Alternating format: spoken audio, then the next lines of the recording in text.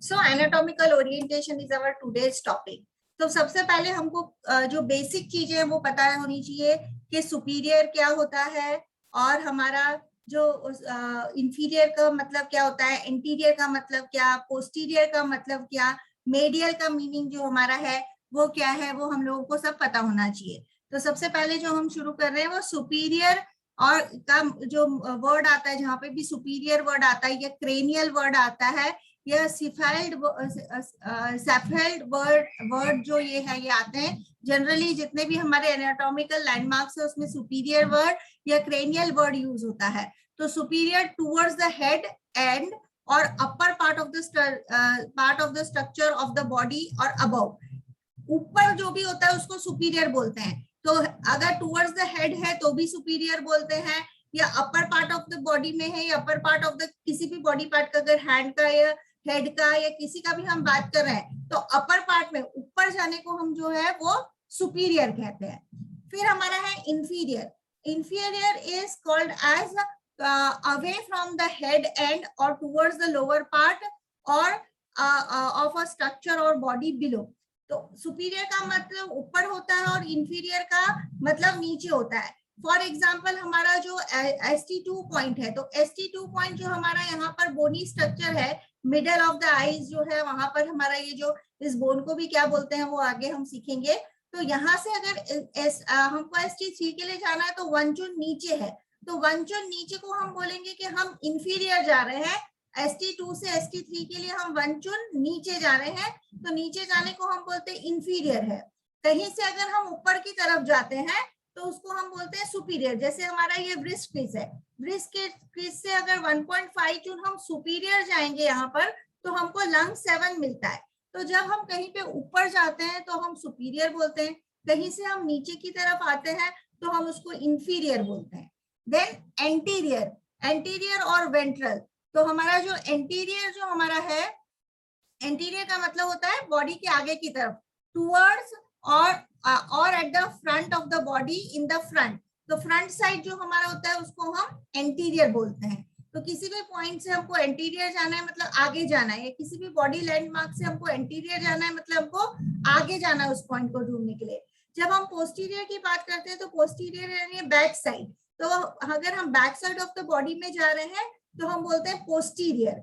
So towards or at the back side of the body जो है उसको बोला जाता है posterior, and towards or at the front of the body जो होता है वो है anterior. So have to remember, superior मतलब ऊपर की तरफ जाना, इंफीरियर मतलब नीचे, एंटीरियर मतलब फ्रंट में आगे, पोस्टीरियर मतलब पीछे।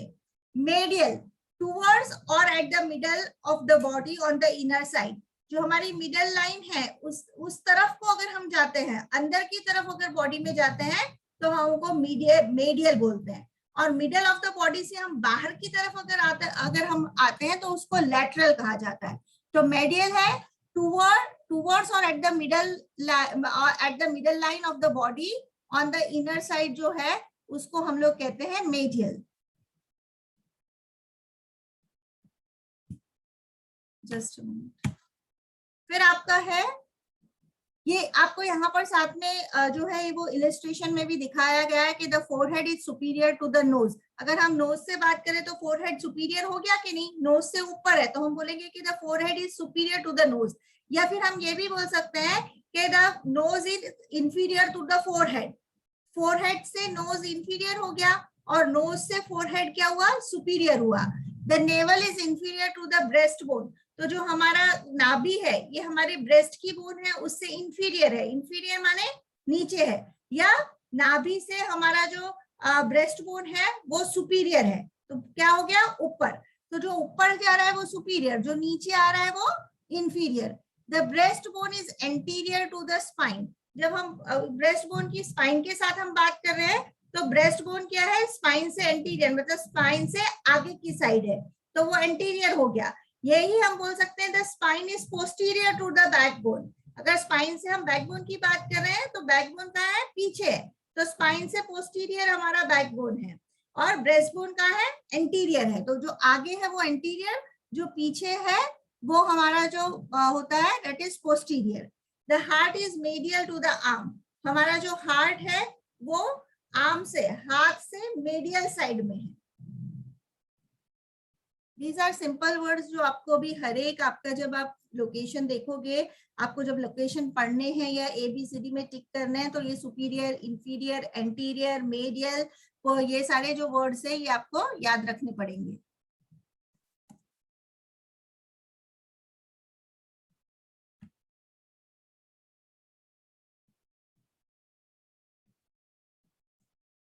Just a minute.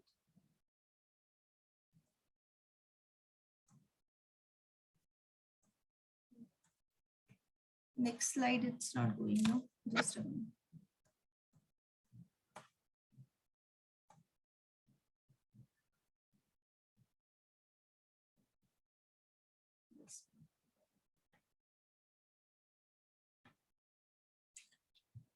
So lateral is away from the midline of the body on the outer side of the chest. वापस अभी हम बात कर रहे हैं lateral की, तो lateral कहाँ है? Away from the body, body on the outer side. तो arms are lateral to the chest. जो हमारे arm है वो chest से lateral है, जो बाहर की तरफ जा रहा है वो क्या है? Lateral है. Intermediate जो अंदर आ रहा है, between a more medial और a more lateral structure, उसको intermediate बोलते हैं. जो medial और lateral surface, मेडियल सरफेस कौन सा हुआ हमारा? जो बॉडी के नजदीक है. हमारा लेटरल सरफेस कौन सा हुआ? जो बॉडी के दूर है. और इन दोनों के बीच में, मेडियल सरफेस और लेटरल सरफेस के बीच में कोई चीज आ रही है तो उसको इंटरमीडिएट कहते हैं. जैसे लेटरल सरफेस के लिए एग्जांपल दिया हुआ है, the arms are lateral to the chest. ये हमारा चेस्ट है और उससे आर्म्स बाहर की तरफ जा रहे हैं, तो ये क्या है? लेटरल है. मिडल लाइन से आउटर साइड जा रहे हैं तो लेटरल है. Intermediate, the armpit is intermediate between the breastbone and the shoulder. तो breastbone और shoulder के बीच में आता है intermediate. तो एक medial structure हो गया, armpit जो हमारा है वो lateral structure हो गया, और हमारा armpit जो हमारा है वो medial surface हो गया, और हमारा जो shoulder है वो हमारा outer structure हो गया, lateral structure हो गया. तो इसके बीच में हमारा armpit है, इसलिए इसको intermediate कहते हैं. इंटरमीडिएट जो मेडियल और लेटरल के बीच में है वो इंटरमीडिएट. जो हमारा लेटरल है मतलब सेंटर ऑफ द बॉडी से दूर जा रहा है वो हमारा लेटरल है. सेंटर ऑफ द बॉडी के नजदीक जो है वो हमारा मेडियल है. Proximal, proximal again proximal close to the origin of the body. हमारे बॉडी के जो नजदीक है, ओरिजिन ऑफ द बॉडी के नजदीक है वो प्रॉक्सिमल, और the point of attachment of the limb to body trunk. So हमारा एग्जाम्पल जो यहाँ पर है वो हम एक बार देख लेते हैं. Proximal and distal. डिस्टल को जैसे हमने बोला कि डिस्टल हमारे बॉडी से दूर रहेगा, प्रॉक्सिमल हमारे बॉडी के नजदीक आएगा. जैसे knee is distal to the thigh, हमारा जो घुटना है वो थाई से दूरी पे है तो दैट इज डिस्टल करेंगे. तो नी जो हमारा होगा वो प्रॉक्सिमल होगा, और जो हमारा नी जो होगा वो हमारा डिस्टल होगा, और थाई जो हमारा होगा वो प्रॉक्सिमल होगा. तो जो चीज सेंटर ऑफ द बॉडी के नजदीक है वो प्रॉक्सिमल है, जो सेंटर ऑफ द बॉडी से दूर है वो डिस्टल है. आई रिपीट, जो भी पार्ट की हम बात कर रहे हैं वो सेंटर ऑफ द बॉडी की तरफ आ रहा है, ये सेंटर ऑफ द बॉडी की तरफ है, वो प्रॉक्सिमल है. जो भी पार्ट की हम बात कर रहे हैं वो सेंटर ऑफ द बॉडी से दूर जा रहा है, ये दूर है, तो उसको हम लोग डिस्टल बोलते हैं. सुपरफिशियल, सुपरफिशियल टूवर्ड्स और एट द बॉडी सरफेस. जो ज्यादा डीप नहीं है, डीप का अपोजिट सुपरफिशियल होता है. जो ऊपरी सतह पे है उसको सुपरफिशियल बोलते हैं. The skin is superficial to the skeleton. तो आपका जो स्किन है वो स्केलेटन से सुपरफिशियल है, बाहर की तरफ है. Deep, deep is understood by itself. Deep माने जो डीप है, गहरा है. Away from the body surface, more internal. The lungs are deep to the rib cage. अगर हम लंग की बात करें तो लंग क्या है? रिब केज के अंदर है, deep into the rib cage.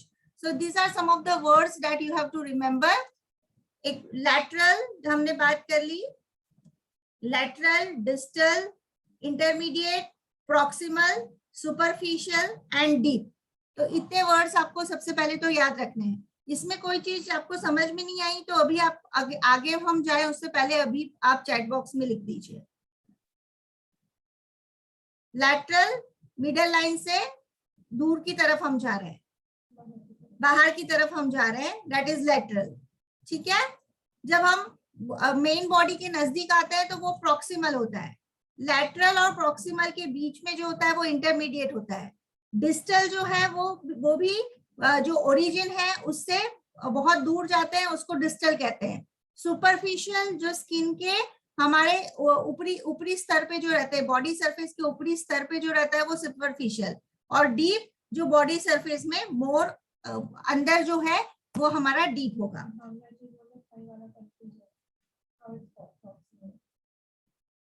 दोनों तरह से मैंने थाई वाला आपको बोला कि the knee is distal to the thigh, हमारा जो घुटना है वो हमारा थाई से डिस्टल है, और इसका मैंने आपको ऑपोजिट भी बोला कि the knee is distal to the thigh and the thigh is proximal to the knee. दोनों हो सकता है कि नहीं?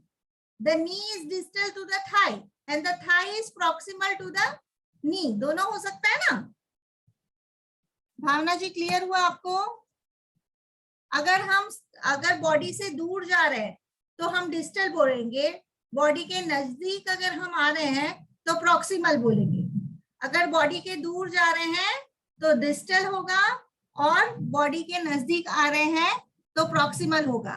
अगर अंदर की तरफ आ रहे हैं, अगर कोई भी सरफेस है, जैसे ये मेरा हैंड है तो ये हमारा मेडियल सरफेस है, बाहर की तरफ है तो ये हमारा लैटरल सरफेस है। सुपरफिशियल और डीप तो सेल्फ एक्सप्लेनेटरी है। ये बॉडी सेक्शन है, इसमें जो पहला वाला आपको फिगर दिख रहा है इसको सेजिटल प्लेन कहते हैं। जो सेकेंड आपको हॉरिजॉन्टल प्लेन दिख रहा है इसको ट्रांसवर्स प्लेन बोलते हैं, और ये आपका बीच में से बॉडी को जो डिवाइड करता है दैट इज फ्रंटल प्लेन, जिसको कोरोनल प्लेन कहा जाता है। सेजिटल प्लेन आपके बॉडी को लेफ्ट और राइट में बांटता है। हॉरिजॉन्टल प्लेन जो है वो आपकी बॉडी को अपर पार्ट ऑफ द बॉडी से लोअर पार्ट ऑफ बॉडी को डिवाइड कर रहा है, और कोरोनल प्लेन जो है वो मिडल में से बॉडी को half, front half, anterior half और पोस्टीरियर हाफ में डिवाइड कर रहा है, वो कोरोनल प्लेन है। In case if you have such type of a question, तो सेजिटल प्लेन जो आपका है ये बॉडी को लेफ्ट राइट में बांट रहा है।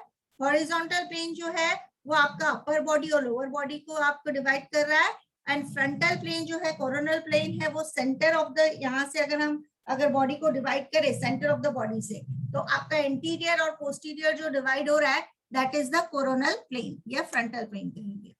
अभी हम लोग आते हैं इन सब चीजों को जो हमको देखनी है अकॉर्डिंग टू द एनाटॉमी, जो एक्यूपंक्चर पॉइंट्स में हमको काम आने वाली है। जो सबसे पहली चीज हमको यहाँ पे ध्यान देना है वो है एंटीरियर सुपीरियर इलियक स्पाइन।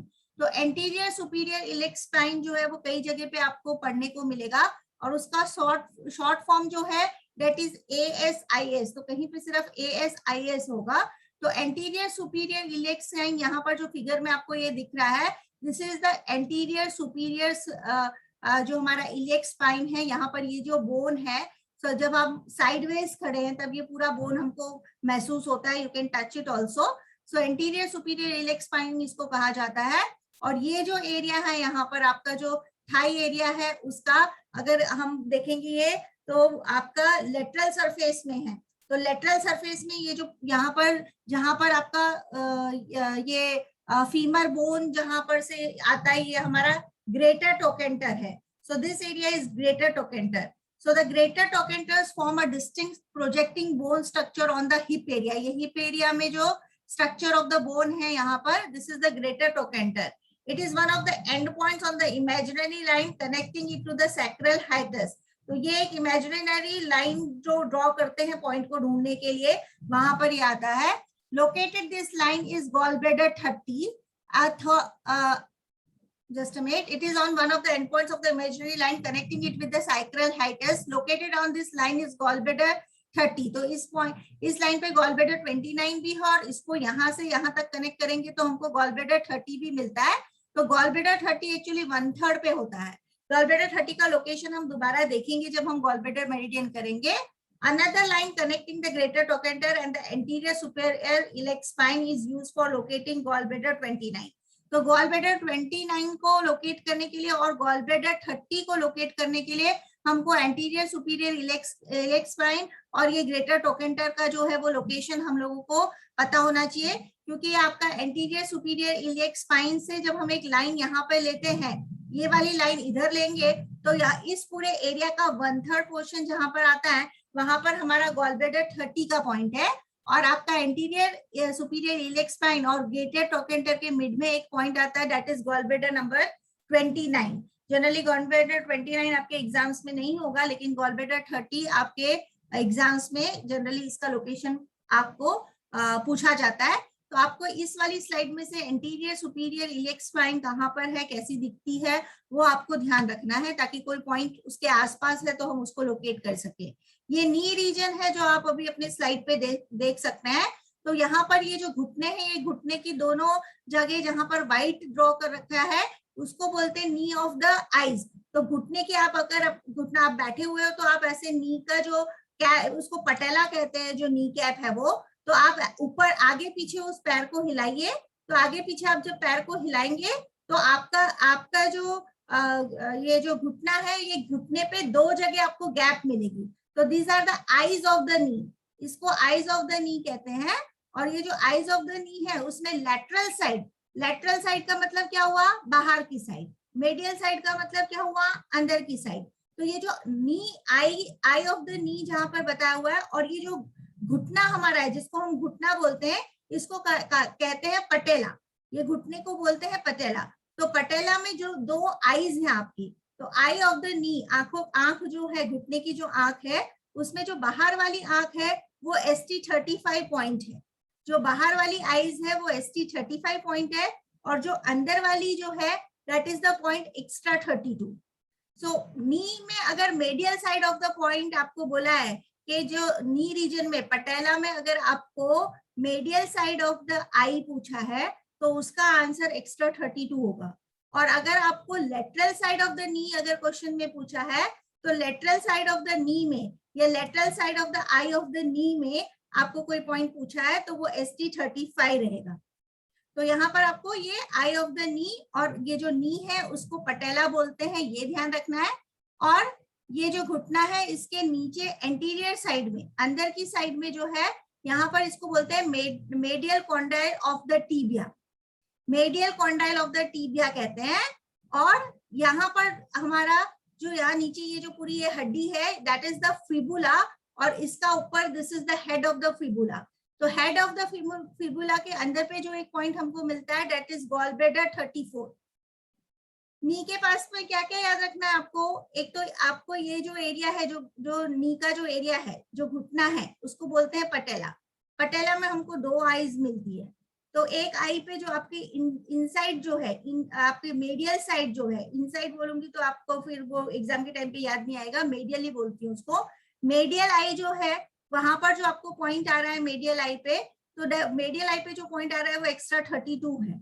और पोस्टी आपका लेटरल आई पे जो पॉइंट आ रहा है दैट इज स्टमक 35 है।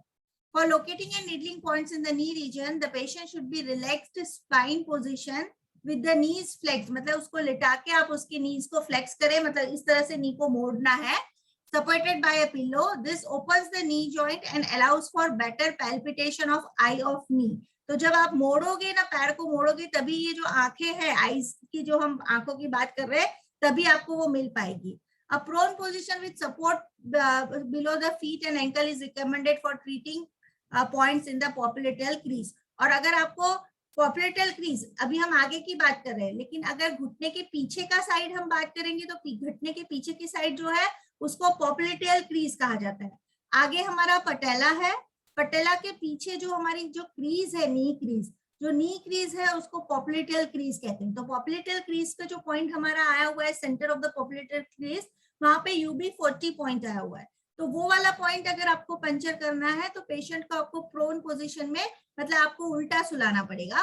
और अगर हम आगे जो पॉइंट अभी हमने बात किया है एक्स्ट्रा 32 की और स्टमक 35 की, तो पेशेंट को नी को फ्लेक्स करके आपको वो स्पाइन पे रिलैक्स स्पाइन पोजीशन में सोया हुआ होना चाहिए। The upper patellar border marks the location of, आपका ये जो अपर पटेला है, बट अब आपको समझ में आ गया पटेला क्या है। सो ये आपका जो नी कैप आपको दिख रहा है दिस इज पटेला। इसके अपर बॉर्डर पे, अगर पटेला के अपर बॉर्डर पे जाएंगे तो पटेला के अपर बॉर्डर पे 2 चुन यहाँ से हम जब जाएंगे तो स्प्लीन 10 मिलता है हमको। रिपीट करती हूँ, नी जो है घुटने का, जो ये घुटने हमारा जो घुटना है उसको हमने पटेला बोला।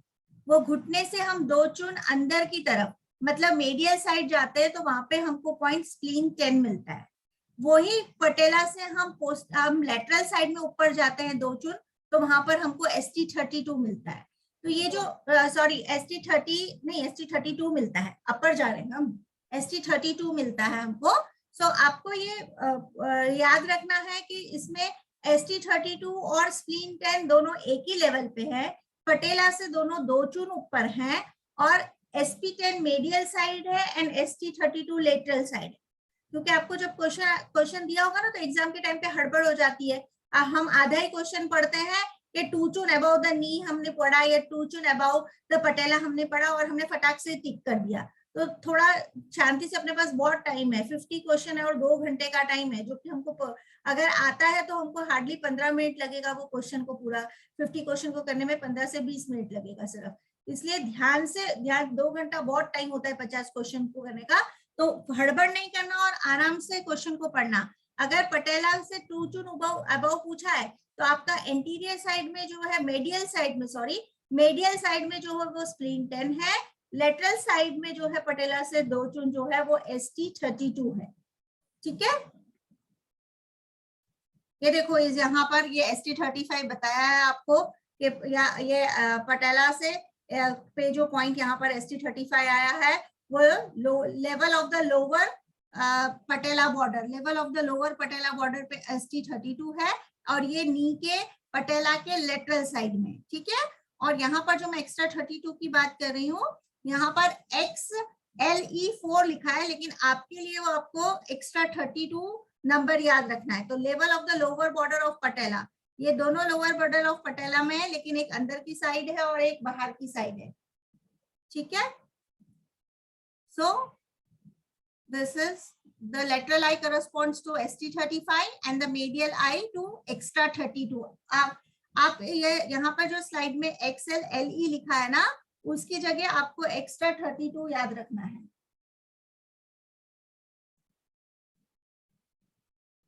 अभी अगर हम पैर को इस तरह से रखते हैं तो आपका यहाँ पर एक जो बोन ये वाला जो लॉन्ग बोन आपको यहाँ पे दिखाई दे रहा है, जो कि आपका यहाँ से शुरू होके आपका लेटरल मेल्युलस तक जो ये बोन दिखाई दे रहा है, इसको फिबुलर बोन बोलते हैं। This is fibula. और ये वाला जो पॉइंट यहाँ पे गॉलब्लैडर 34 है, इसको बोलते हैं it is head of the fibula पे जो पॉइंट है, ये हमारा गॉलब्लैडर 34 है। तो यहाँ पर this is fibula, this is head of the fibula, और हेड ऑफ द फिबुला पे गॉलब्लैडर 34 पॉइंट मिलता है।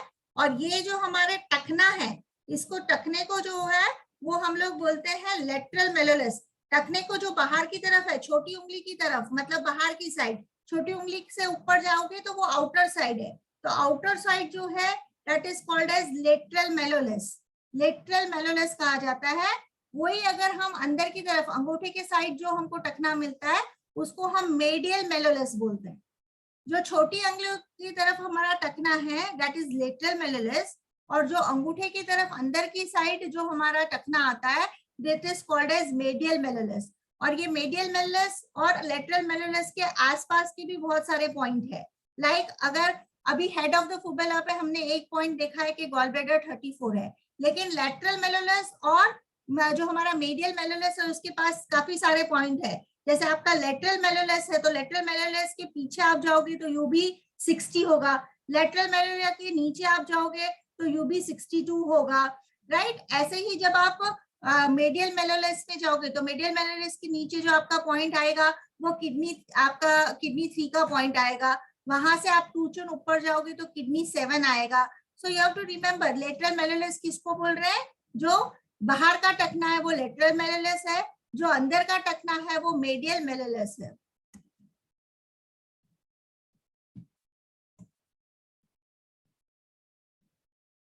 आप इस फिगर को देखिए कि इसमें जब पैर रखा हुआ है तो छोटी उंगली बाहर आपको दिख रही है कि बाहर की तरफ छोटी उंगली है, तो फिगर पे ध्यान दो।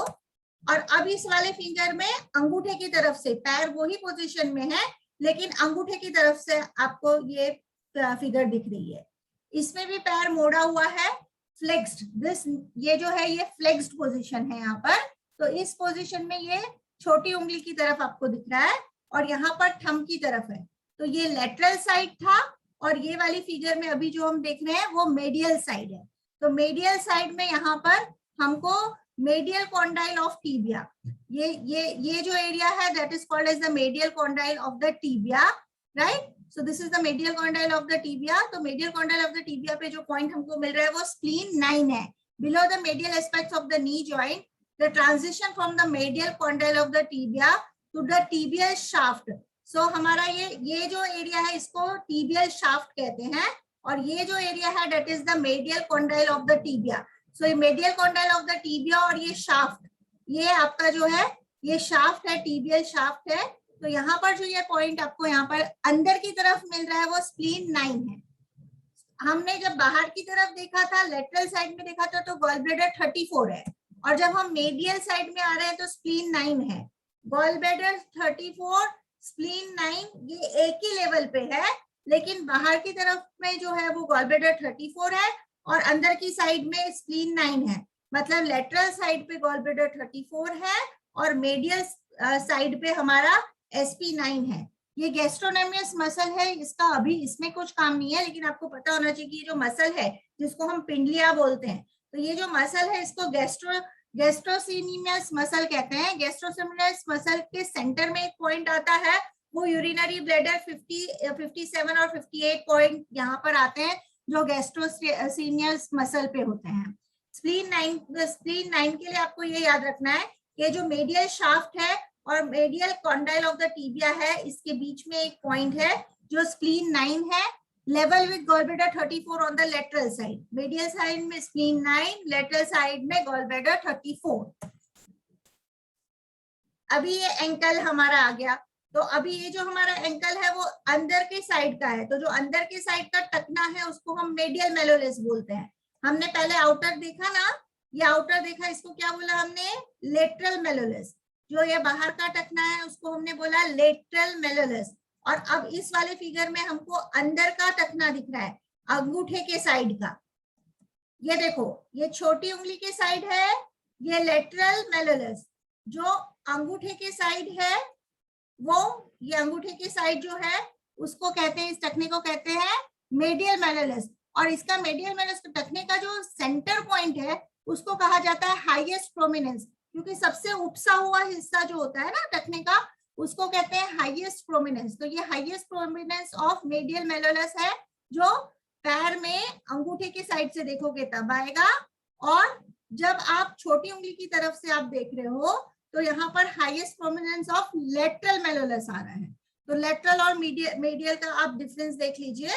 और मेडियल मेलोलेस है, उसके आसपास काफी सारे पॉइंट है, जैसे मेडियल मेलोलेस के जस्ट पीछे जो हमारा पॉइंट है वो किडनी 3 है, लेकिन किडनी 3 के लिए हम एक्लिस टेंडन से भी इसको बोला जाता है। तो ये जो मसल, ये जो हमारा टेंडन है इसको एक्लिस टेंडन कहते हैं।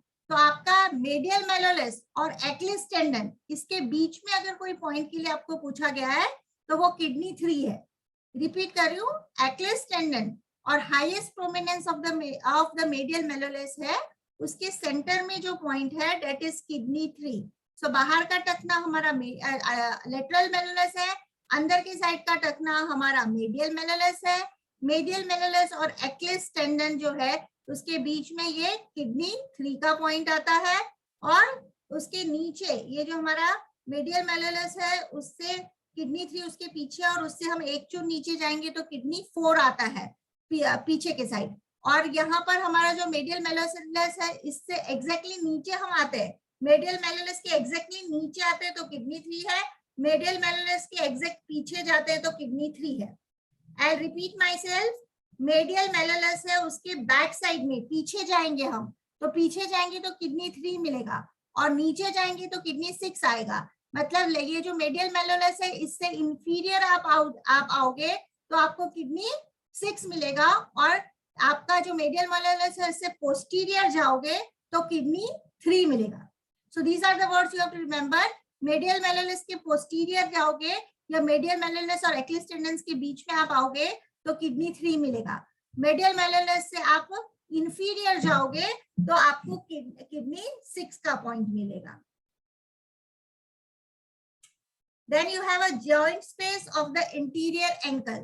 ये जो आपका एंटीरियर मतलब आगे का साइड, आगे का जो एंकल है उसमें जो जॉइंट स्पेस मिल रहा है और ये जो टेंडन है यहाँ पर, it is called as tendon of tibialis anterior. This is called as tendon of tibialis anterior. ये एंकल जॉइंट जो स्पेस है वहां पर जो यहाँ पर ये टेंडन मिल रहा है वो है, और यहाँ पर भी हमारे पास LIV3, LIV4 और ST41 दो पॉइंट है. The joint space on the anterior aspect of the ankle between the malleoli is the best palpated by passively flexing and extending the foot. जब आप फुट को एक्सटेंड करोगे और फ्लेक्स करोगे, खींचोगे, तो आपको ये दो पॉइंट्स यहाँ पर गैप मिलेगा. टेंडन ऑफ tibialis anterior के पास आपका LIV4 एंड ST41 पॉइंट.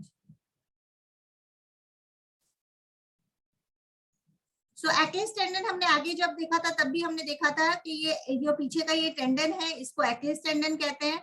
यहाँ पर हमारा जो है ये छोटी उंगली के साइड का ये टखना है, तो ये हमारा हाईएस्ट प्रोमिनेंस ऑफ लैटरल मेलुलस है. इसके बाद ये हमारा अपना जो छोटी वाली उंगली है इसका ये जो बोन है, ये जो मेटाटार्सल है, तो ये मेटाटार्सल पे जो यहाँ पर जो ये tuberosity of the fifth metatarsal bone इसको कहते हैं. This is the tuberosity of the fifth metatarsal bone.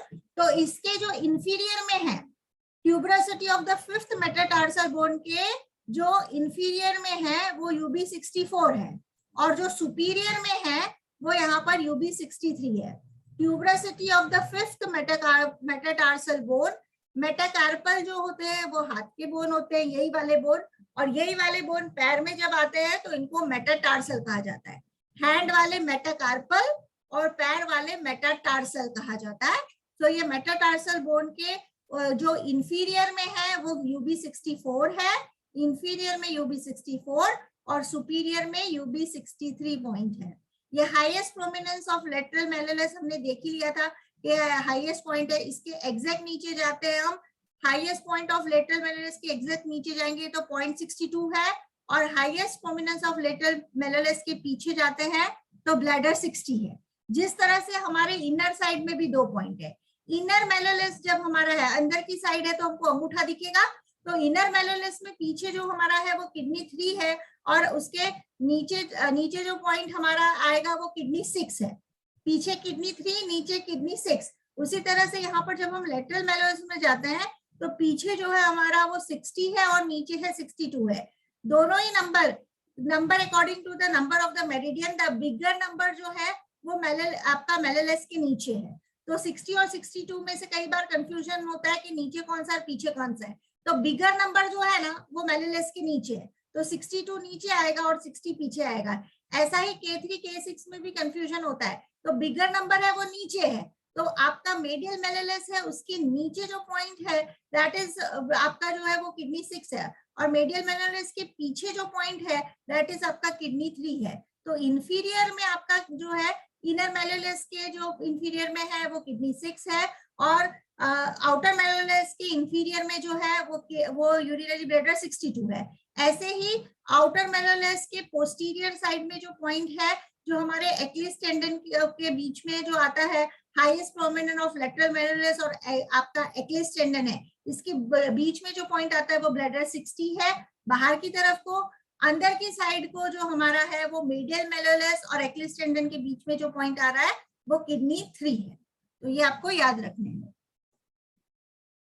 Then tuberosity of the fifth metatarsal bone, ये जो अभी हमने देखा है ऑलरेडी देख लिया. tuberosity of the fifth metatarsal bone, ये रहा. हाथ के जो ये हड्डियां हैं उसको मेटाकार्पल बोलते हैं. इन्हीं हड्डियों को जब ये पैर में आते हैं तो इनको मेटाटार्सल बोलते हैं.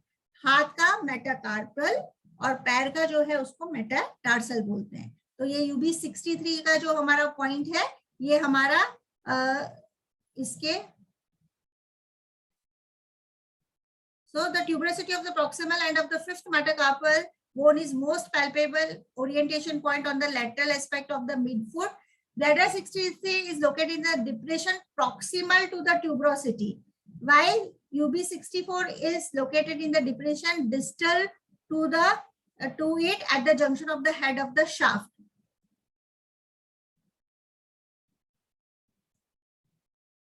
यहाँ पे इस वाले इसमें क्लियरली दिख रहा है 64 एंड 63. सो यहाँ पर 64 नहीं है, तो ये जो यहाँ पर ये जो वाइट दिख रहा है इसके यहाँ पर जो पॉइंट है वो 64 है, और इसके बाद में जो पॉइंट आ रहा है वो 63 है।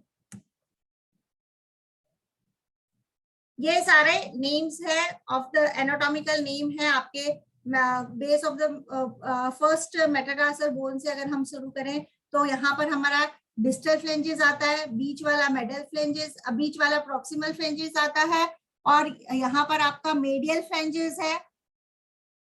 जो आपके अंगूठा और उंगलियों को जोड़ रहा है वो प्रॉक्सिमल फ्लेंजेस है, बीच वाला जो आपका है वो मेडियल फ्लेंजेस है, और सबसे बाहर जो है दैट इज डिस्टल फ्लेंजेस। जैसे हम उंगली में भी उसी तरह से देखते हैं, ये हमारा डिस्टल फ्लेंजेस है, ये हमारा मीडियल फ्लेंज है, और जो हथेली से जुड़ा हुआ जो हमारा है वो हमारा प्रॉक्सिमल फ्लेंज है। तो उसी तरह से जैसे हाथ में है उसी तरह से पैर में भी वैसे आता है। तो जो आपका सबसे ऊपर वाला होगा, सबसे बॉडी से सबसे दूर बाहर की तरफ, वो डिस्टल, फिर मेडियल फ्लेंज, और फिर आपका प्रॉक्सिमल फ्लेंज, इस तरह से आता है। देन आपका जो बोन है उसको मैंने आपको बता ही दिया कि ये सारे जो बोन्स है, ये वाले जो बोन है, ये हाथ में इनको मेटाकार्पल बोलते हैं और पैर में इनको मेटाटार्सल बोलते हैं। Then you also have a navicular bone. तो यहाँ पर जो ये बोन आपको यहाँ पे दिखाई दे रहा है, इसको नेविकुलर ट्यूबरोसिटी कहते हैं, और इस बोन को जो है वो नेविकुलर बोन कहा जाता है। और जो हमारी एडी है उसको कैल्केनियस कहा जाता है, जिसको हम हील बोलते हैं, that is called as calcaneus. तो आपको ये नेविकुलर ट्यूबरोसिटी या इस पिक्चर में अच्छे से दिख रहा है। और नेविकुलर ट्यूबरोसिटी के अगर हम उसमें क्या बोलते हैं एंटीरियर जाते हैं, नेविकुलर ट्यूबरोसिटी के एंटीरियर में जाते हैं तो हमको किडनी 2 पॉइंट मिलता है, और base of the first metatarsal bone जो है वहां पर हमको स्प्लीन 4 मिलता है। तो स्प्लीन 4 का location base of the first metatarsal bone पे स्प्लीन 4 मिलता है। नेविकुलर ट्यूबरोसिटी पे हमको जो पॉइंट मिलता है that is kidney 2. When palpating it all along the medial side of the foot, SP4 and the base of the first is at the base of the first metatarsal bone. A further bony structure can be clearly felt. This is the navicular tuberosity where kidney 2 is located. और kidney 1 का location जब हम kidney meridian देखेंगे तब देखेंगे, नहीं तो यहाँ पर जो 1/3 पूरा जो फुट है उसका जो अपर 1/3 होता है जहाँ पे गड्ढा होता है, वहां पर हमारा जो डिप्रेशन कहते हैं, वहां पर एक गड्ढा सा होता है 1/3 ऑफ द फुट पे, वहां पर किडनी 1 का पॉइंट जाता है। अभी ये नेजियल ग्रुप, तो ये हमारा नाक के आसपास का जो ये है that is the nasal group, और ये मैक्सिला अपर जॉ, ये एरिया जो है हमारा जबड़ा है, so this is upper jaw है, उसको मैक्सिला कहा जाता है। और ये हमारा यहाँ पर जो पॉइंट है XH N9 8, ये आपको नहीं देखते हैं, आपको जो एक्स्ट्रा मेरिडियन में हमारे पॉइंट का नाम होगा एक्स्ट्रा 1 2 3 4 5, हम वो करेंगे उस टाइम पे देख लेंगे। तो आपके नेजियल ग्रुप के पास जो पॉइंट आपका मेरिडियन का आता है वो LI20 है। So the nasal group begins lateral to the nose, nose के बाहर की तरफ को जो है वो ग्रुप है, lateral to the nose and superior to the ala nasi. तो ये जो एरिया है, ये एरियाज जो है इसको आलानासी कहते हैं, ये आलानासी है, ठीक है। तो इसके लेटरल में है, इसके साइड में है। So lateral to the nose and superior to the ala nasi at the junction of the cartilages and the bone, from there it runs to the corner of the mouth. So it is located and XNH8 ये अभी हमारा syllabus का point नहीं है, and LI20 is located slightly below the बीटोन between the lateral border of the side of the nose and the nasal groove. तो lateral side of the border of the, ये आपका border of the nose है, इसके lateral side में जो point है that is LI20, और ये कहाँ पर है, आलानासी बोलते हैं इसको, the structurally it is called as the आलानासी, slightly below the between the lateral border of the nose and the nasolabial groove.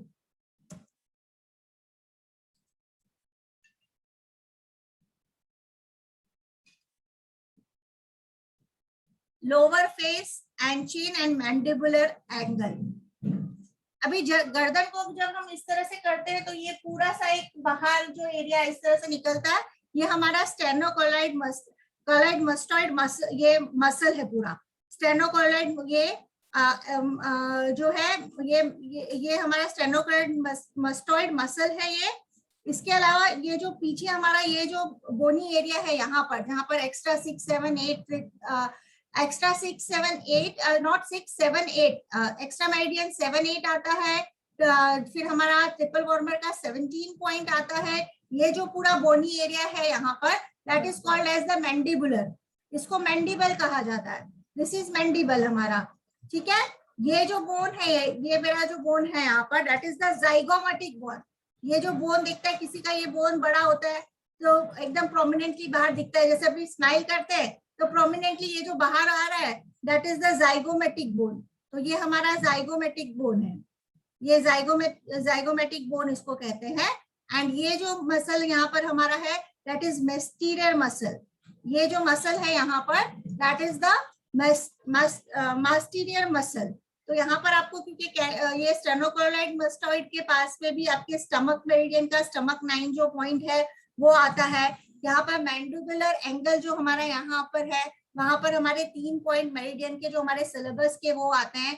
तो मैंडिबुलर एंगल पे हमारा जो आता है वो ट्रिपल वॉर्मर 17 पॉइंट आता है, हमारा एक्स्ट्रा 7 आता है, हमारा एक्स्ट्रा 8 आता है। जो हमारे सिलेबस के पॉइंट है वो सारे हमारे यहाँ पर है।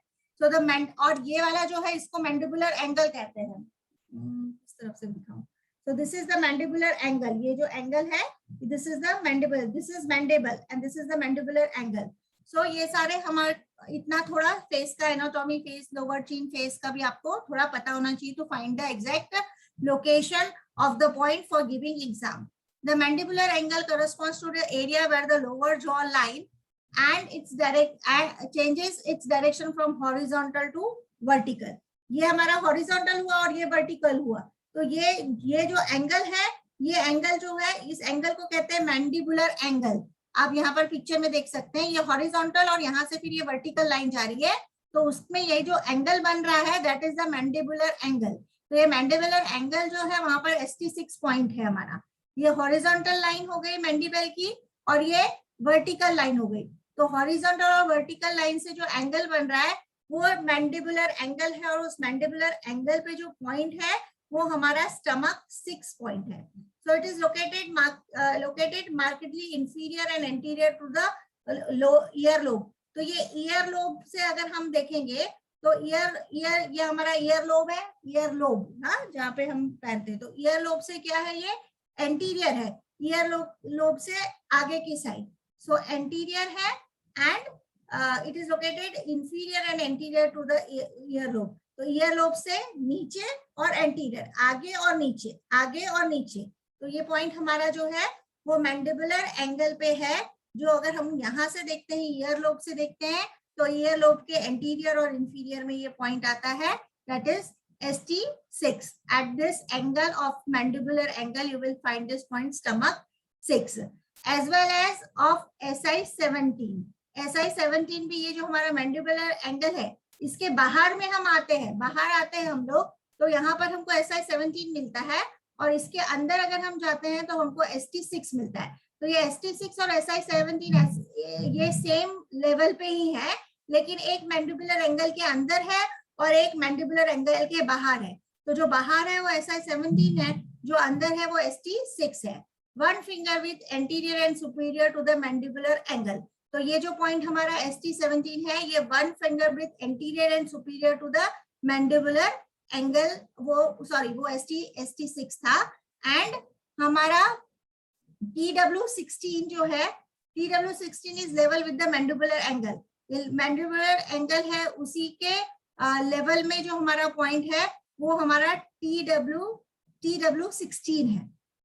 TW16 ट्रिपल बर्नर यहाँ पे लिखा है, आप ट्रिपल वॉर्मर भी इसको कर सकते हो। तो आपको याद रखना है कि ये जो प्रोमिनेंट बोन जो यहाँ पर फेस में दिखता है, ये हमारा जाइगोमेटिक बोन है।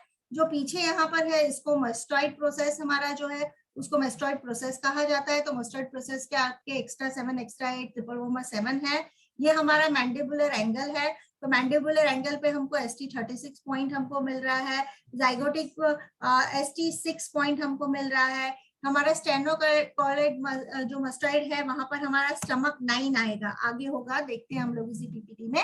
सो आपका ये muscle by firmly clenching the jaw, the counters of the masseter muscle become well defined, stretching and the lateral aspect of the lower jaw of the zygomatic bone।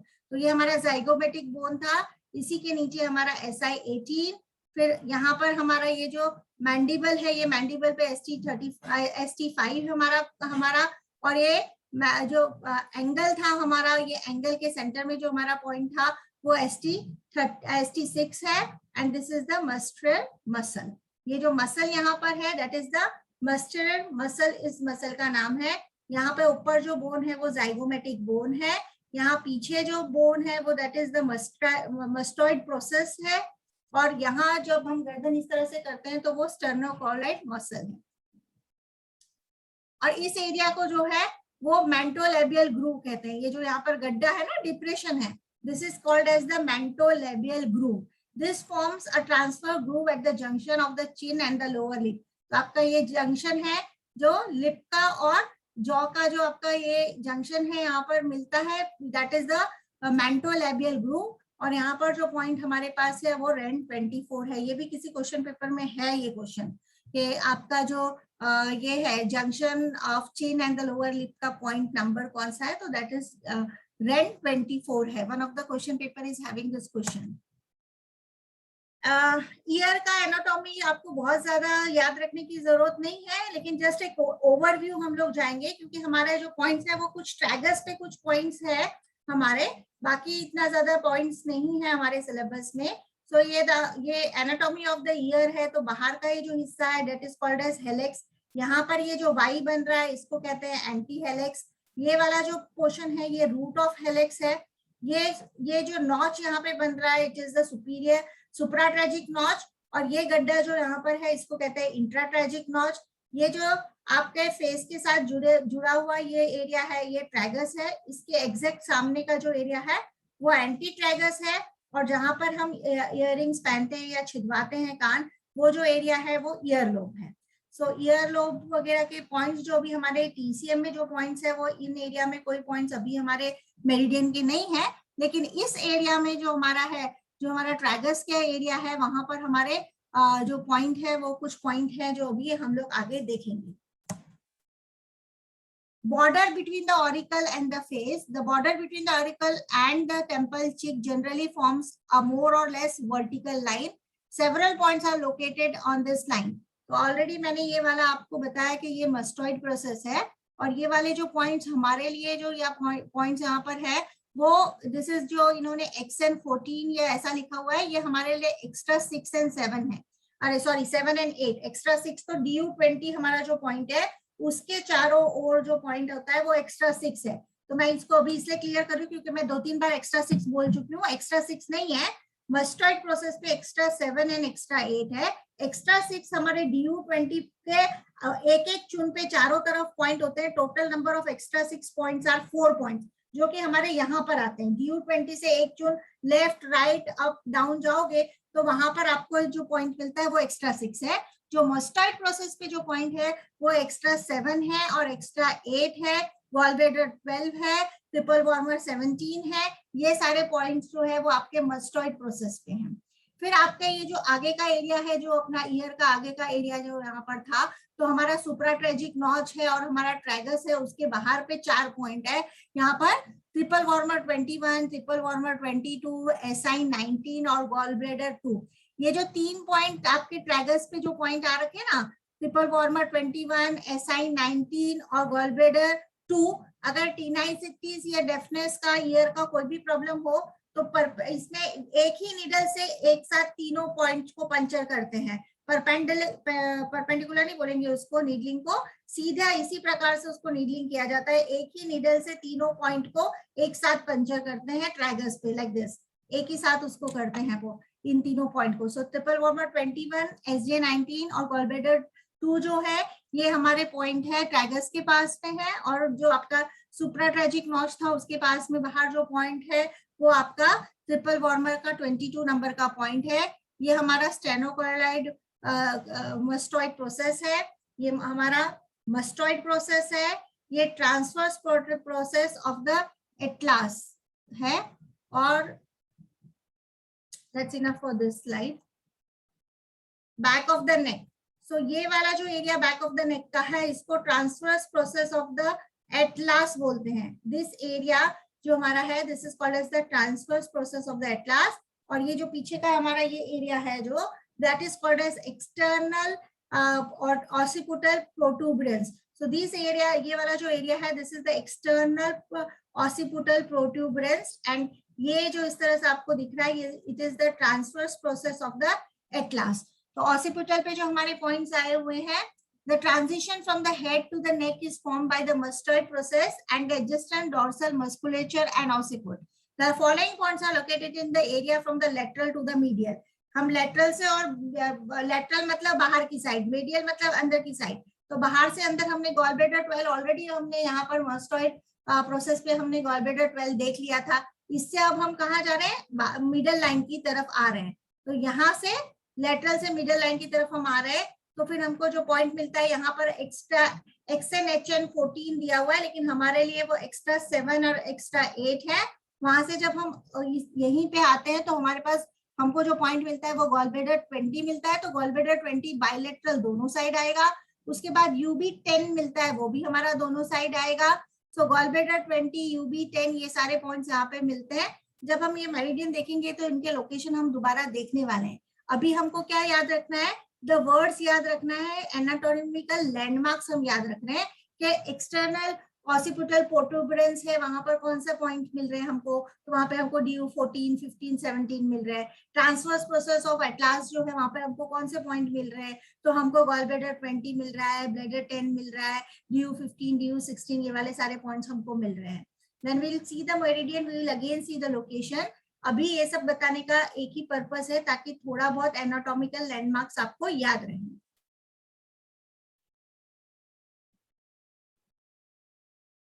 I'll answer later. Then ये पूरा आपका external occipital प्रोटूबरेंस है, जहां पर bladder 9, DU 17, DU 16, bladder 9, occipital bone, mastoid process है। तो इसके आसपास जो पॉइंट है वो सारे यहाँ पे है। ये पैराइटल लोब है हमारा, ये सैजिटल स्ट्रक्चर है, ये लंबॉइड स्ट्रक्चर है। ठीक है, तो यहाँ पे ऑलरेडी हम देख चुके हैं, DU 16 देख चुके हैं, DU 17, bladder 9। The posterior hairline is used as a reference point for locating points on the occiput, but due to its variable position, it is not very reliable landmark. नेक में जो हमको देखना है वो हमको देखना है ये laryngeal prominence। तो ये हमारा जो स्टेनोकार्डियल मसल था, और यहाँ पर आगे हमारा जो है that is laryngeal prominence, और ये laryngeal prominence पे जो हमारा पॉइंट है वो हमारा ST9 है। इसके आसपास जो दूसरे पॉइंट है वो LI18 और SI16 है। Let me check if it is there here.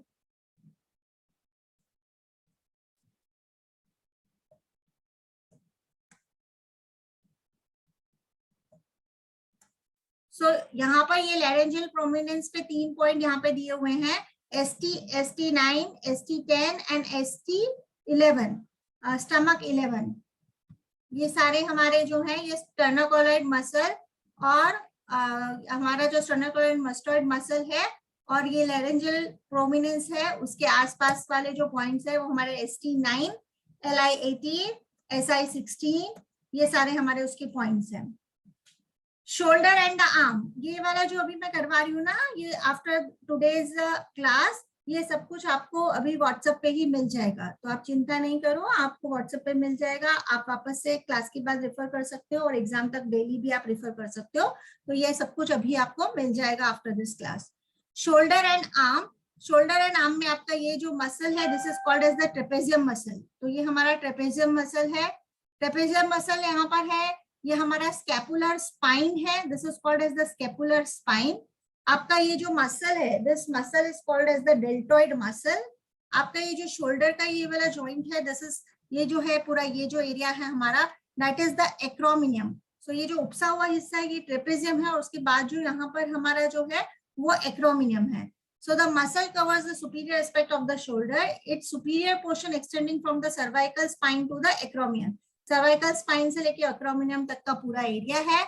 At the lateral end of the scapula, located at the midpoint of the superior border of the muscle are gallbladder 21। तो इस muscle का जो है trapezium muscle का जो superior border है उस पे जो पॉइंट है हमारा गॉलब्लैडर 21 है।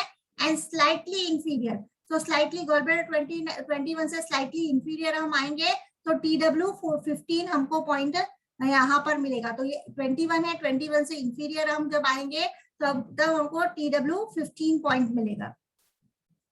See in the picture also you can see gallbladder 21 and inferior to gallbladder 21. You will slightly inferior to the gallbladder 21. You will have this point triple warmer 15. TB is triple burner. So all the name are for Sanjo meridian only. Triple burner, triple warmer, triple heater are all names given to Sanjo. So this is gallbladder 21 और gallbladder 21 से थोड़ा सा नीचे अगर आप आते हैं तो यहाँ पे आपको Sanjo 15 पॉइंट मिलता है। ये वाला आपका ट्रेपेजियम मसल आपका मसल है और ये inferior borders of the trapezium, ये ट्रेपेजियम के इंफीरियर बॉर्डर है, ये lower border of this scapula पे भी यहाँ पर भी हमारे पास काफी सारे पॉइंट्स अभी आएंगे। Acromion.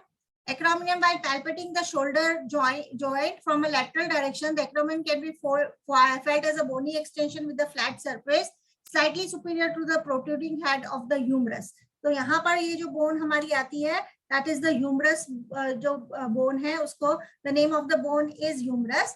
तो आपका acromion हमने आगे ही यहाँ पर देखा कि ये हमारा acromion बोन ये जो है that is the acromion, जहाँ से आपका शोल्डर शुरू होता है, राइट। सो C7T1 है और यहाँ पर जो एक पॉइंट आ रहा है वो SI13 है। हमारा क्लेविकल से जब हम ऐसे जाते हैं और एक्रोमिनियम इसके बीच में, एक्रोमिनियम के बीच में यहाँ पर क्लेविकल बोन और एक्रोमिनियम का जो यहाँ पर एंगल है, यहाँ पर जो एक पॉइंट है that is LI16. Head of the humerus. So this is the whole humerus and this is the head of the humerus, right? So the head of the humerus is located inferior to the acromion. ये acromion है तो acromion से exactly नीचे जब हम आएंगे तो head of humerus आएगा और ये पूरा bone जो है वो humerus bone है. Is located inferior to the acromion and protrudes slightly on the lateral aspect of the shoulder. Lateral aspect, not medial. This is medial. This is lateral. So lateral aspect में होता है ये when abducting the arm. Abducting is like this. If you put the arm like this, it is abducted. This is the abducted arm, abducted arm. So when it is abducted, slightly on the lateral aspect of the shoulder, when abducting the arm horizontally, two hollow will form at the transition of the arm to the shoulder. जब हम इस तरह से करते हैं, abduct करते हैं, तो एक हमको यहाँ पे दो होल मिलते हैं।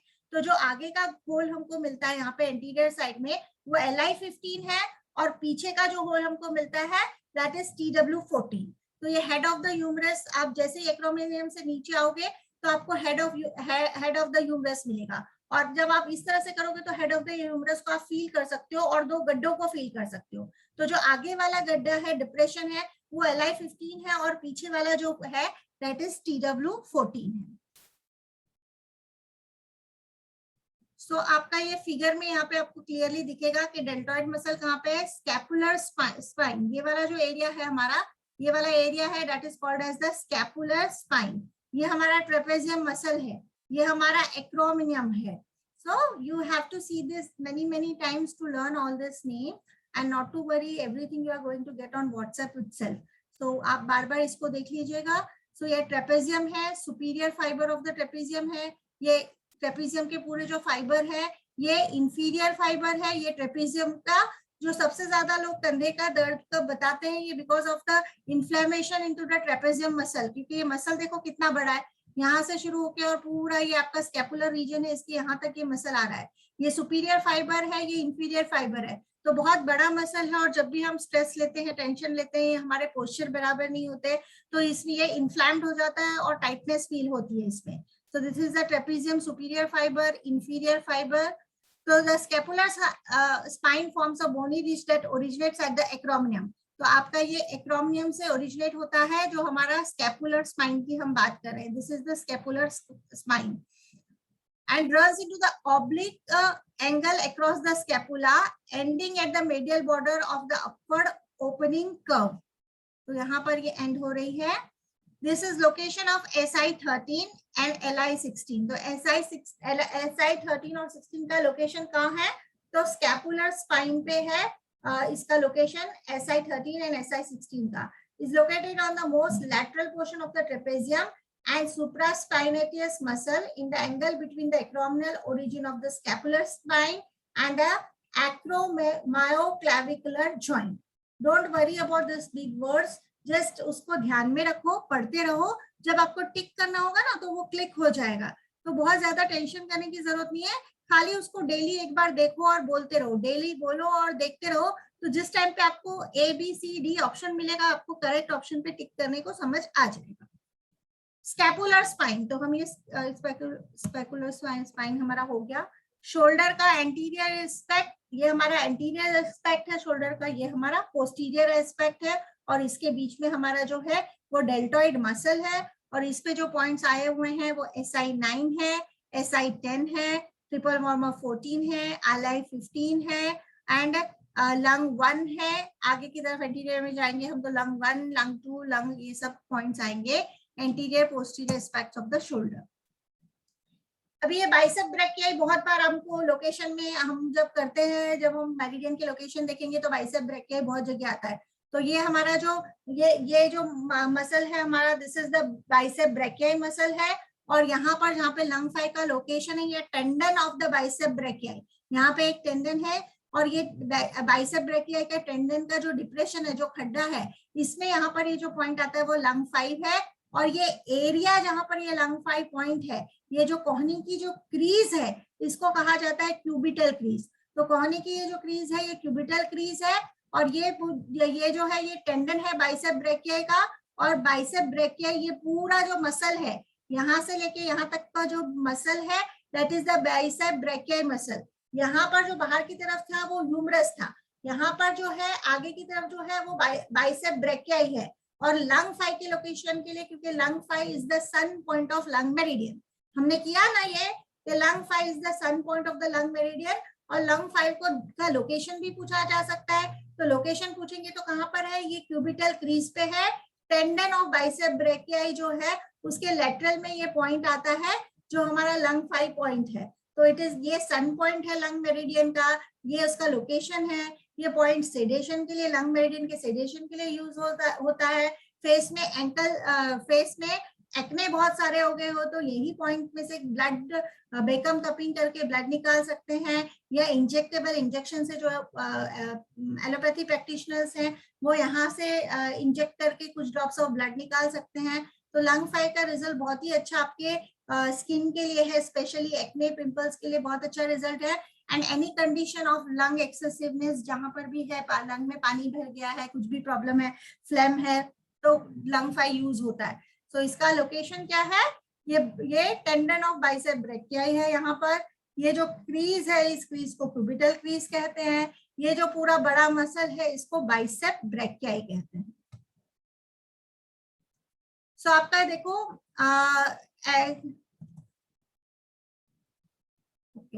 elbow tendon of the bicep muscle, the anterior aspect of the elbow is marked by the cubital crease extending from lateral to the medial epicondyle of the humerus.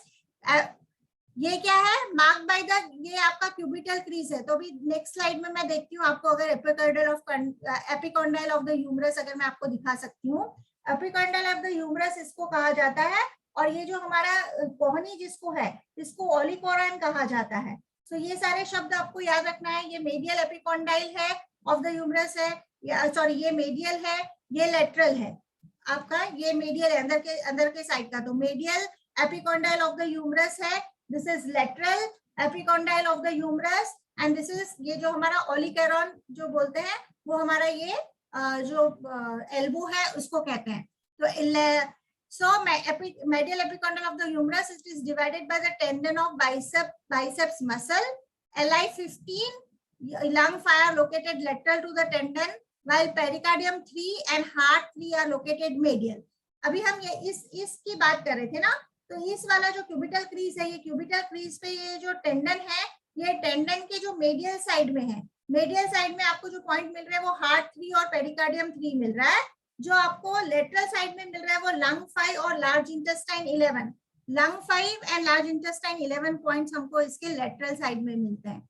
जब हम देखेंगे मेरिडियन को तो वापस से देखेंगे, लेकिन आपको कहाँ ढूंढने जाना है उसको, आपको बोला है कि टेंडन ऑफ बाइसेप ब्रैकियाई में आपको ढूंढना है तो वो कहाँ है वो आपको पता होना चाहिए।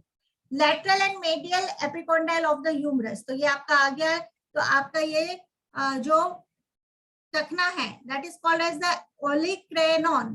दिस इज जिसको हम कोहनी कहते हैं, जिसको हम कोहनी कहते हैं, वो कोहनी जो हमारी है that is called as olecranon. So this is the olecranon. इसका जो लेटरल एपिकोंडाइल है, लेटरल साइड, अंगूठी की साइड जो है, लेटरल साइड जो है, इसको कहा जाता है लेटरल एपिकोंडाइल। और ये जो हमारा टखना है, ये सॉरी एल्बो जो हमारा है, इसके जो अंदर की साइड है ये मेडियल एपिकोंडाइल, ये लेटरल एपिकोंडाइल, और ये हमारा ओलिक्रेनॉन। यहाँ पे बहुत सारे पॉइंट्स है, इसलिए इसको याद रखना पड़ेगा आपको। SI8 का लोकेशन, TW10 का लोकेशन आपको चाहिए, तो ये सारी चीजें आपको याद रखनी पड़ेंगी। ये ओलिक्रेनॉन है, ये लेटरल एपिकोंडाइल है, ये मेडियल एपिकोंडाइल है। सो ये आपको याद रखना है। The medial epicondyle is the origin of the extensor muscle of the wrist joint, while the flexor muscle originates at the medial epicondyle. तीन ही चीजें यहाँ पर, बीच वाला जो है वो एलिकोरन है, जो आपका अंगूठी के साइड है वो लेटरल एपिकोंडाइल है, जो आपकी छोटी उंगली के साइड है वो मेडियल एपिकोंडाइल है, और ये जो लेटरल एपिकोंडाइल या मेडियल, ये ओलिकोरन है, उससे जो ये अपना जो ह्यूमरस था वो जॉइंट है। ये जो यहाँ पर था ना, आगे हमारा बाइसेप ब्रैकियाई है, यहाँ पर हमारा ह्यूमरस है, और ये हमारा जो है वो हमारी कोहनी है। तो ये कोहनी में जो बाहर की तरफ है वो लेटरल एपिकोंडाइल है, जो अंदर की तरफ है वो मेडियल एपिकोंडाइल है, और हमारी जो कोहनी है वो हमारा ओलिक्रेनॉन है। Don't get stressed at all. You have lot of time. You have to just listen to what I'm telling and just you have to read. ये जो आपको PDF मिल जाएगी, सिर्फ दिन में एक बार आपको पढ़ना है, रटना नहीं है। आप सिर्फ एक बार इसको पढ़ोगे ना, तो आपको जब एग्जाम में टिक करना है तो वो अपने आप क्लिक हो जाएगा। सो बहुत सारे लोग अभी टेंशन ले रहे होंगे, तो काइंडली कोई भी प्रकार का आप टेंशन ना ले। ओलिक्रेनॉन, तो ओलिक्रेनॉन में हमने ऑलरेडी आपको बता दिया कि ये ओलिक्रेनॉन है, और ये ओलिक्रेनॉन से वंचुन ऊपर जब हम जाते हैं, सुपीरियर जाते हैं, ऊपर नहीं बोलूंगी अब, सुपीरियर बोलूंगी। सुपीरियर जब हम लोग जाते हैं तो हमको ये पॉइंट जो है ट्रिपल वार्मर 10 मिलता है। जो ट्रिपल वार्मर 10 जो हमारा है वो हीशी पॉइंट है ट्रिपल वार्मर मेरिडियन का। याद कर रहे हो कि नहीं? 5 पॉइंट, 5 पॉइंट अगर आप याद कर रहे हो तो आपको पता होगा कि ट्रिपल वार्मर 10 जो है वो हीशी पॉइंट है, वो अर्थ पॉइंट है ट्रिपल वार्मर मेरिडियन का, हीशी पॉइंट है। So the olecranon forms the tip of the elbow located in the ulnar sculus between the medial epicondyle and the tip of the olicoron is SI8, while TW10 is located in the depression proximal to the olicoron. तो आपका जो है यहाँ पर located in the ulnar sculus between the medial epicondyle, between the medial epicondyle के और इसके बीच में जो पॉइंट मिल रहा है वो हमारा SI8 है, और यह कोहनी है। इससे हम ऊपर, अगर हम वंचुन ऊपर जा रहे हैं तो हमारा जो है वो TW10 पॉइंट हमको मिलता है। Forearm and the hand for locating points on the forearm, it is important to note whether the arm is pronated or supinated position. This is supinated and this is pronated. This is supinated and this is pronated. तो आपके कौन से position में आप रखोगे point ढूंढने के लिए, ये आपको ध्यान रखना है। Since this can have considerable effect on the relative location of the point, for example in supination on the line connecting LI5 and LI11 runs along the lateral border of the forearm. जब आपका इस तरह से जैसे बताया हुआ है अभी इस पोजीशन में अगर आपका हैंड है तो ये lateral border of the forearm में आप इन पॉइंट्स को देख सकते हो। While in pronation it transfers the forearm, लेकिन जब आप प्रोनेशन करोगे तो इसका थोड़ा सा आपको जो लोकेशन है वो देखने में डिफरेंट लगेगा। तो आप लेकिन जब भी हम LI5 या LI11 को देखते हैं तो सुपिनेशन पोजीशन में ही हम रखते हैं। सुपिनेशन पोजीशन जो आपको स्क्रीन पे दिखाई दे रहा है वो सुपिनेशन पोजीशन है। उसी पोजीशन में हम सुपिनेटेड पोजीशन है, उसी सुपिनेटेड पोजीशन में हाथ में रख के हम LI5 से LI11 के पॉइंट्स ढूंढते हैं। wrist joint में this is the styloid process of the radius. styloid process of the radius, ये जो एरिया है इसको styloid process of the radius कहते हैं। ये साइड में जो हमारा है वो रेडियस है, इस साइड को जो हम बोलते हैं वो अल्ना बोलते हैं, अल्नर साइड। छोटी उंगली का तरह साइड जो होता है उसको हम बोलते हैं अल्नर साइड। जो हमारा अंगूठे की तरफ होता है उसको हम बोलते हैं रेडियल साइड। और स्टाइलॉइड प्रोसेस जो ये है, that is the styloid process. The styloid process forms a flat mound on the anterior and the lateral aspect of the distal end of the radius. तो ये हमारा रेडियस है, radius का distal end है। An oblique groove can be palpated at the transition from the process to the shaft to the radius. This is the location of lung 7. Lung 8 is located slightly more distally and anteriorly at the lower border of this process. तो आपका lung 7 का point, lung 8 का point यहाँ पे, ये जो आप screen पे देख रहे हैं ये लंग 7 और लंग 8 ही बताया हुआ है। तो लंग 7 या लंग 8 का आपको जब लोकेशन देखना होगा तो आपको पता होना चाहिए कि ये दोनों पॉइंट जो है वो styloid process of the radius पे है। एक जो है वो 1.5 चून है और एक जो है वो हमारा 1 चून है। सो ये यहाँ पर wrist के पॉइंट जब हम देखेंगे अल्नर साइड के तब आपको ये काम आएगा। The styloid process of the ulna is located at the distal end of the ulna, forming a distinct prominence. The elbow flex at the forearm is supinated position. A small groove becomes palpable, slightly grooving to the tendon of the external carpus ulnaris muscle. This is the location of SI6. ये SI6 का location है। तो SI6 का जो location है वो जब हमारा जो आर्म है वो supinated position में है, मतलब इस तरह से है।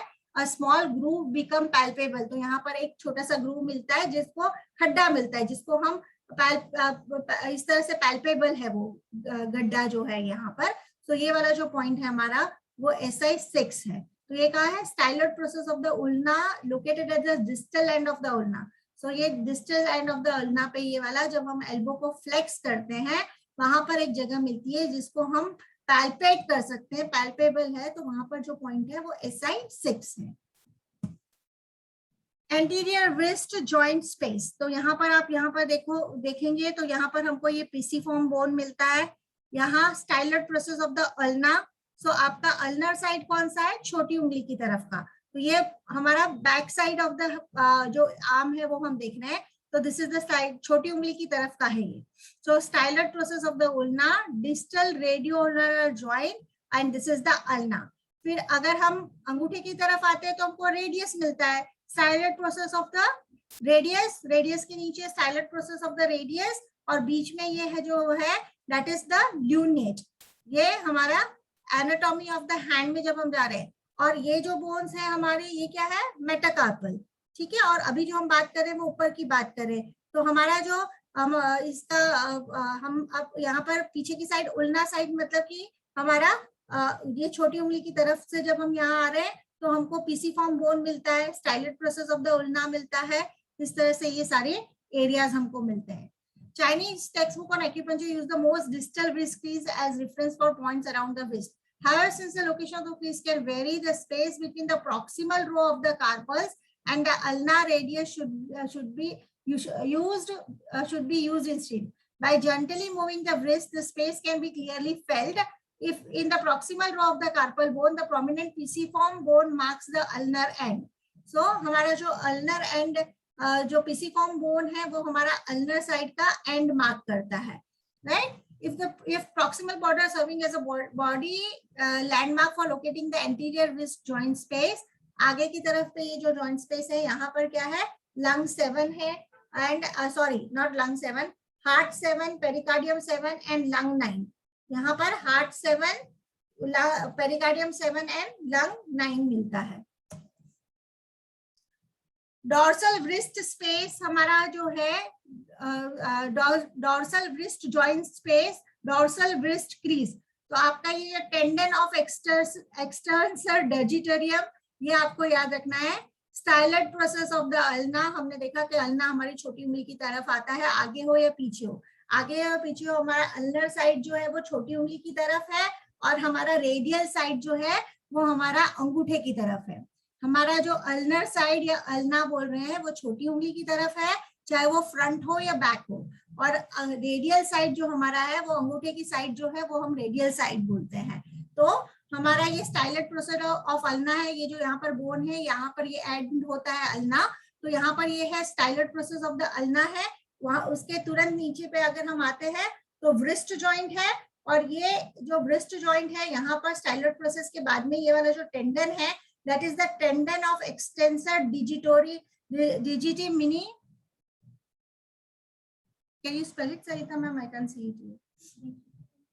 हाँ, so tendon of extensor digiti mini, and यहाँ पर जो आपका अंगूठे की तरफ यहाँ पर बीच में जो आ रहा है that is the tendon of extensor digitorum. This is the tendon of extensor digitorum. जब हम LI4 का LI5 का पॉइंट हम देखते हैं तो ये टेंडन ऑफ एक्सटेंसर डिजिटोरियम को हम ढूंढते हैं। और यहाँ पर रिस्ट क्रीज पे जो हमारे पॉइंट है ट्रिपल वॉर्मर 4 एंड हमारा जो पॉइंट है यहाँ पर XCUE3 दिया हुआ है जो अभी हमारे सिलेबस में नहीं है, इसको हम यहाँ पर ढूंढ सकते हैं। सी तो ये आपका जब हम अभी ये आपका इस व्यू में आपको पिसिफॉर्म बोन जो है वो इजीली आपको दिखाई दे रहा है। मेटाकार्पल भी आपको समझ में आ रहा है कि ये मेटाकार्पल है हैंड में, और जब यही वाले बोन को हम पैर में देखते हैं तो मेटाटार्सल बोलते हैं। तो ये मेटाकार्पल बोन है, यहाँ पर पिसिफॉर्म बोन है। तो metacarpal bone, fifth metacarpal bone और पिसिफॉर्म बोन के बीच में जो पॉइंट आ रखा है वो SI4 है, और पिसिफॉर्म बोन के एग्जैक्टली नीचे वाला जो पॉइंट है वो SI5 है, और ये हमारा अल्ना है। Okay, so this is the ulnar bone. Fractures होते हैं ना तब मोस्टली अल्नर बोन में होते हैं, रेडियल बोन में भी होते हैं, लेकिन अल्नर बोन में सबसे ज्यादा फ्रैक्चर्स मैंने क्लिनिकली देखे हुए हैं। And specifically at this very specific point near the pisiform bone या उसके नीचे, यहीं पे ज्यादातर हमने क्लिनिकल में देखे कि फ्रैक्चर हो जाते हैं, और फिर वो हाथ इस तरह से आफ्टर उसका ट्रीटमेंट के बाद भी, मतलब उनका जो फ्रैक्चर पट्टा लगाया होता है वो खुलने के बाद भी वो हाथ को इस तरह से नहीं कर सकते अगर आपका यहाँ पर अल्ना में फ्रैक्चर हुआ है। एक्यूपंक्चर पॉइंट ट्रीटमेंट से, सुजो ट्रीटमेंट से इसको हम वापस से हाथ को ठीक कर सकते हैं पोस्ट ऑपरेशन ऑल्सो। सो इस तरह के केसेस देखे हैं जिसमें सबसे ज्यादा जो फ्रैक्चर मैंने देखे अभी तक वो अल्ना में सबसे ज्यादा फ्रैक्चर वाले पेशेंट्स को देखा है। देन एनाटॉमिकल स्नफ बॉक्स, तो ये आपने देखा टेंडन ऑफ एक्सटेंसर पॉलिस ब्रीवियस है यहाँ पर। सो ये आप जब पूरे हाथ को इस तरह से करते हो, इस तरह से जब आप हाथ को करते हो तो ये एक टेंडन जो आपको यहाँ पर मिल रहा है that is the extensor tendon of extensor pollicis brevis, और यहाँ पर आपका एक्सटेंशन ऑफ पॉलिस लॉन्गस है, उसके बीच में जो पॉइंट यहाँ पर रिस्ट क्रीज पे है दैट इज LI5। तो ये थोड़ा सा डिफिकल्ट लगता है याद करने में, लेकिन याद करने से अच्छा विजुअल आप ध्यान रखो कि tendon of extensor pollicis longus और tendon of extensor pollicis brevis के बीच में व्रिस्ट क्रीज पे जो पॉइंट आ रहा है वो हमारा LI5 का जो है वो LI5 पॉइंट है। अभी styloid process of the radius जो है वो हमने देख ही लिया था कि this is the styloid process of the radius. With the thumb abducted with anatomical snuff box, this is called as the anatomical snuff box. Forms a depression at the radial aspect of the wrist joint space, which opens towards the body when the hand is held in the horizontal position. It is bordered by tendons of extensor pollicis longus and brevius muscle. LI5 is located in the snuff box. तो ये जो आपका यहाँ पर एक depression, जब आप इस तरह से पूरा चौड़ा करते हो हाथ को अपने, और यहाँ पर फिर आपको एक खड्डा मिलता है, तो it is called as the anatomical snuff box. This is called as the anatomical snuff box. तो ये एनाटॉमिकल स्नफ बॉक्स में, एनाटॉमिकल स्नफ बॉक्स में यहाँ पर जो एक बिंदु आया है, this point at the anatomical snuff box, this point is large intestine 5 point. So ये आपके क्वेश्चंस में कहीं तो है एनाटॉमिकल स्नफ बॉक्स में पॉइंट कौन सा है, तो लार्ज इंटेस्टाइन 5 आएगा। किसी क्वेश्चन पेपर में जो 5-6 क्वेश्चन पेपर आए हैं उसमें भी किसी में ये क्वेश्चन जरूर है। Spine and the sacroiliac region, तो ये हमारा स्पाइन है पूरा और हमारा ये सैक्रोइलियक रीजन है। The spinous process of the vertebra are in the most cases good markers for anatomical orientation. The correct positioning of the patient is important in order to facilitate palpation of the spinal process and the intervertebral spaces. For palpation, the practitioner places his or index and middle finger to the left and right of the previously identified vertebra, gliding smoothly with both the fingers from one vertebra space to next. अच्छा, ये जो palpate करके और vertebras का number का सब ढूंढना, ये हाईली स्किल्ड प्रोसेस है। धीरे धीरे करते करते आपको समझ में आता है how to palpate the spine and how to find out ये C1 है, C7 है, lumbar 1 है, lumbar 4 है. It's only with practice that you can palpitate and find out the exact number of the vertebra. Palpating the depression between the vertebra allows for orientation along the spine in the heavy or obese patient whose spinous process might not be palpable.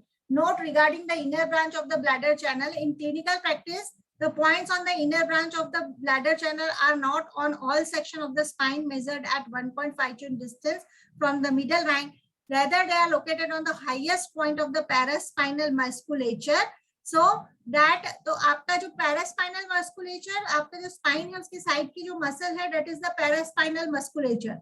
So that the distance of the middle line tends to be greater at the level of the lower thoracic and lower lumbar spine.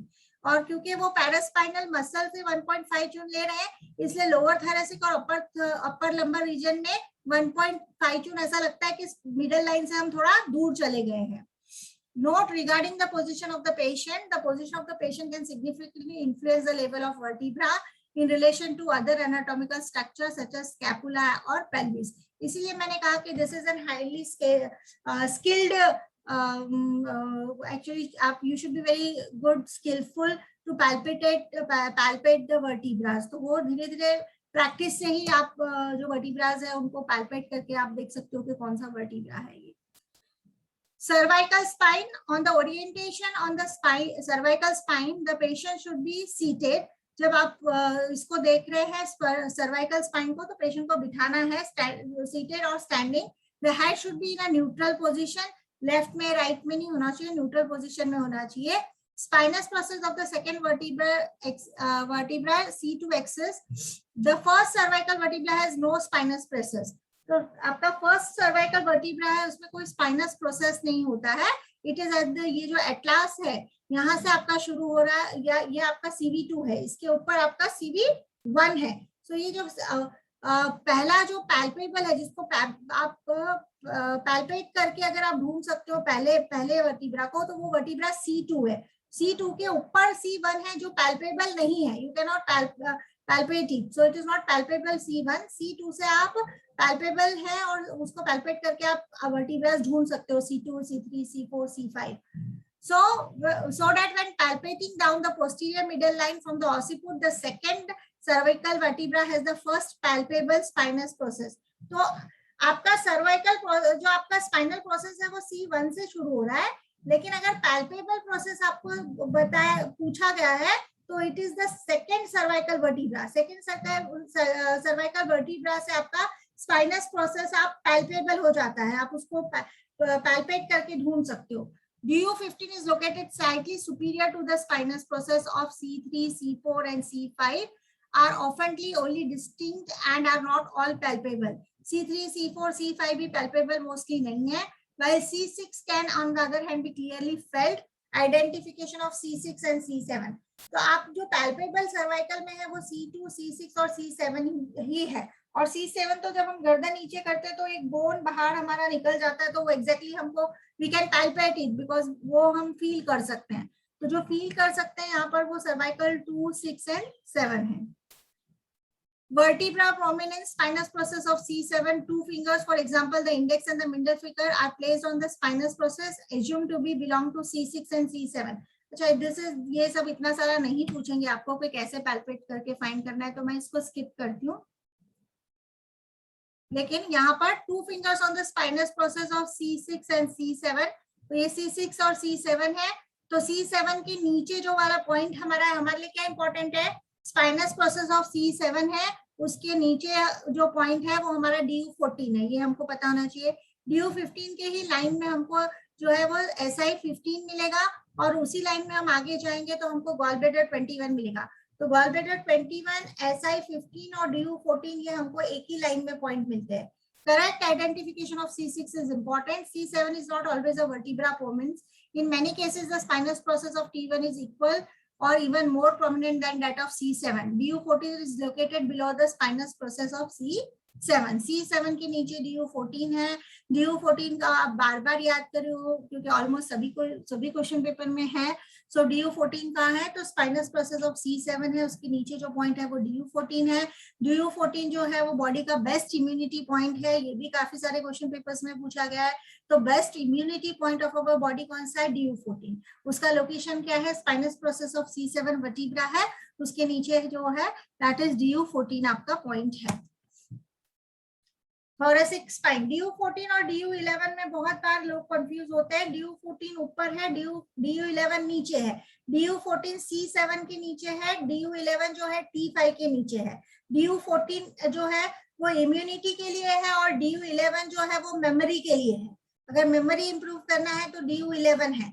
So DU14 immunity and DU11 memory, ये आप याद रखो, कहीं पे भी इसको टिक करने के लिए आपको क्वेश्चन हो सकता है। तो DU14 जब आएगा तो वो इम्यूनिटी में हेल्प करता है, और DU11 जो है जो T5 और T6 के स्पाइनस प्रोसेस के बीच में है, सो वो वाला जो पॉइंट है DU11 वो मेमोरी के लिए है।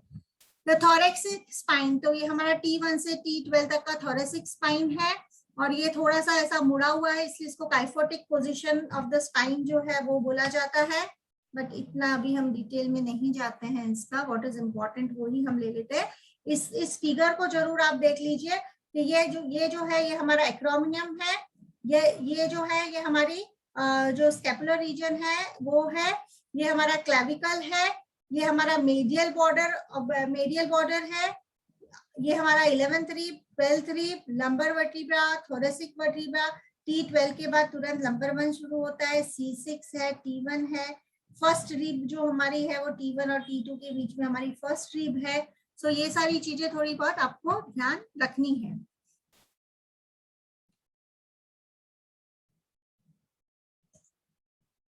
गॉल ब्लैडर 25 के लिए आपको जरूर पता होना चाहिए, the 12th rib marks the lower border of the posterior aspect of the thorax. तो थोरेसिक का जो हमारा 12वीं रिब होती है वहां पर ये जो पॉइंट है हमारा गॉल ब्लैडर 25 है। By palpating its course from middle line in the lateral direction, its free end will be reached on the lateral aspect of the back where GB25 is located। जब आप इस तरह से हाथ रखते हो, इस तरह से आपने हाथ रखा, तो यहाँ पर कोहनी से नहीं, आपको नहीं दिख रहा है, आई हैव टू डू। तो ये जो है आपका यहाँ पर ये जो कोहनी हमने इस तरह से रखी और यहाँ पर जो ये जो है that is the free end of the, ये हमारा 12th रिब, और ये जो free end of the 12th rib जो हमारा है that is the point gall bladder 25 वहां पे लोकेटेड है। Free end of the 12th rib जो है वहां पर हमारा गॉल ब्लैडर 25 पॉइंट है, और गॉल ब्लैडर 25 हमारा म्यू फ्रंट पॉइंट है। किसी को याद है वो म्यू फ्रंट पॉइंट है? अगर याद है तो लिखो, किसका म्यू फ्रंट पॉइंट है gall bladder 25? Gall bladder 25 is the म्यू front point of, Santosh ji बोल रहे हैं, चैट बॉक्स में लिखिए। लिखा? करेक्ट लिखा? Yes yes yes, good. So kidney का ये हमारा म्यू फ्रंट पॉइंट है gall bladder 25। Then lumbar spine, तो लंबर स्पाइन में the iliac crest and associated tuberous line are major reference point in the lumbar region. तो level of the iliac crest, ये हमारा जो DU3 वर्टिब्रा हमारा है वहां पर ये level of the iliac crest आता है। Spinous process of the 4th lumbar vertebra, lumbar vertebra का स्पाइनस प्रोसेस का 4th लंबर वर्टिब्रा का जो है दैट ये level of the iliac crest है, और यहीं पे हमारा DU3 पॉइंट आता है। The tougher line is located by palpating along the iliac crest from the center in a lateral direction until their highest point are reached. The tougher line is an imaginary horizontal line connecting these 2 points.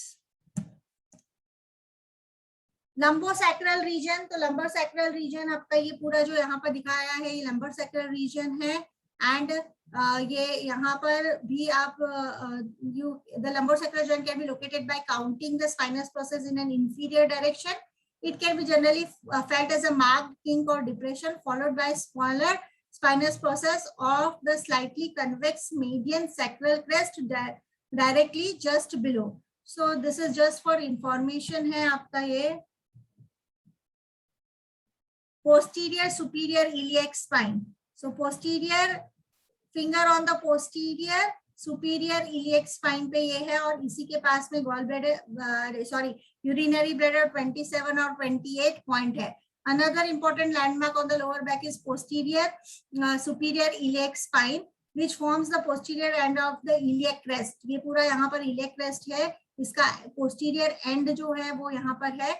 तो the PSIS can often be identified by two superficial dimples. It is best located by palpating from an inferior in the superior direction. नीचे से ऊपर की तरफ palpate करोगे तो आपको ये खड्डे मिलेंगे यहाँ पर. Generally, PSIS is located at the level of the space between the first and the second sacral foramen, so that the bladder 27 is located directly medial or slightly superior and medial to the PSIS, while bladder 28 is just located inferior and medial to the PSIS. तो ये posterior superior iliac spine है. यहाँ पर हमारे पास दो point है, bladder 27 और bladder 28 है. मुझे ये बताओ कि ब्लैडर 27 किसका बैकशू पॉइंट है और ब्लैडर 28 किसका बैकशू पॉइंट है? Bladder 27 is the backshoe point for, and bladder 28 is a backshoe point for. लिखना पड़ेगा, आप बोल रहे हैं ना, आप म्यूटेड हो.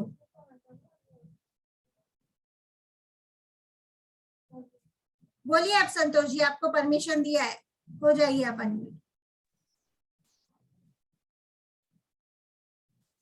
हेलो. हाँ बोलिए. 27 किसका बैकशू पॉइंट है? 27 is SI and 28 UB itself. Very good. So आप जब भी नया पढ़ रहे हो ना, पीछे का भूल नहीं जाओ. मेरा खाली एक ही इंटेंशन है कि जो भी आप आगे का सीख रहे हो तो पीछे का साथ साथ में रिमाइंड करते जाओ. तो 27 आपका SI का बैकशू पॉइंट है और 28 आपका UB का बैकशू पॉइंट भी है. और इसका लोकेशन कहाँ है? तो पोस्टीरियर सुपीरियर इलियक स्पाइन पे है, ये आपको याद रखना है. Sacrum and आपका sacrum and the sacroiliac joint. On the sacrum, landmarks for palpitation are the medial sacral crest and the sacral hiatus, as well as the sacral foramen on the lateral aspect. तो ये हमारा sacrum है.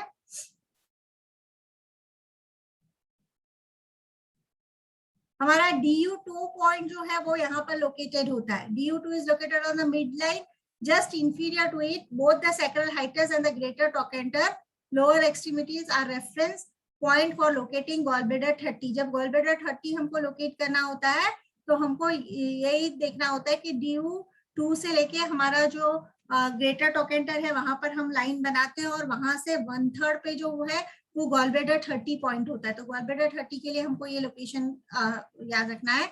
और sacral foramen पे जो हमारे point है वो ब्लैडर 31 से लेके ब्लैडर 34 जो है वो पॉइंट हमको यहाँ पर सैक्रल फोरामेन पे मिलते हैं. This is iliosacral joint. तो ये हमारा इलियोसैक्रल जॉइंट है. पिक्चर में आप यहाँ पे देख सकते हो, इसको इलियोसैक्रल जॉइंट बोलते हैं. ये हमारा जो है वो हमारा ये इलियक स्पाइन है. Posterior, the full form of this is posterior superior iliac spine, PSIS, that is posterior superior iliac spine. ये PSIS है हमारा, ये sacrum है और ये हमारा इलियम है.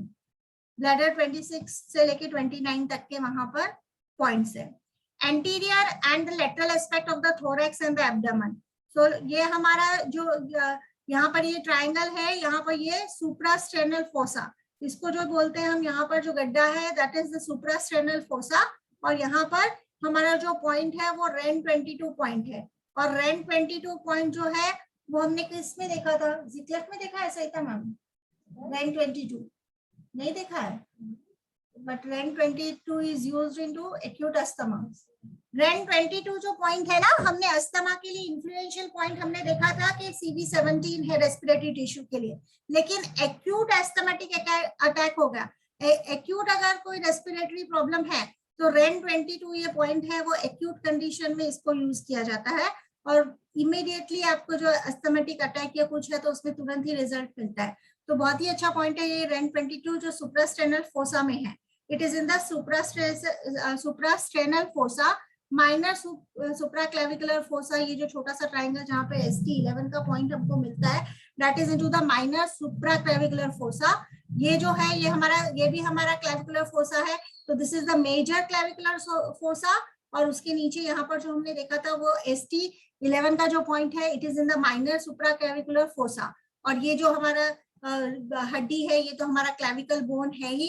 और राइट. सो बस इतना ही यहाँ पर है. Suprasternal fossa and you have the minor supraclavicular fossa, you have the major supraclavicular fossa and you have this clavicle bone. और ये clavicle bone पे जो point हमारा आ रहा है वो ST12 है.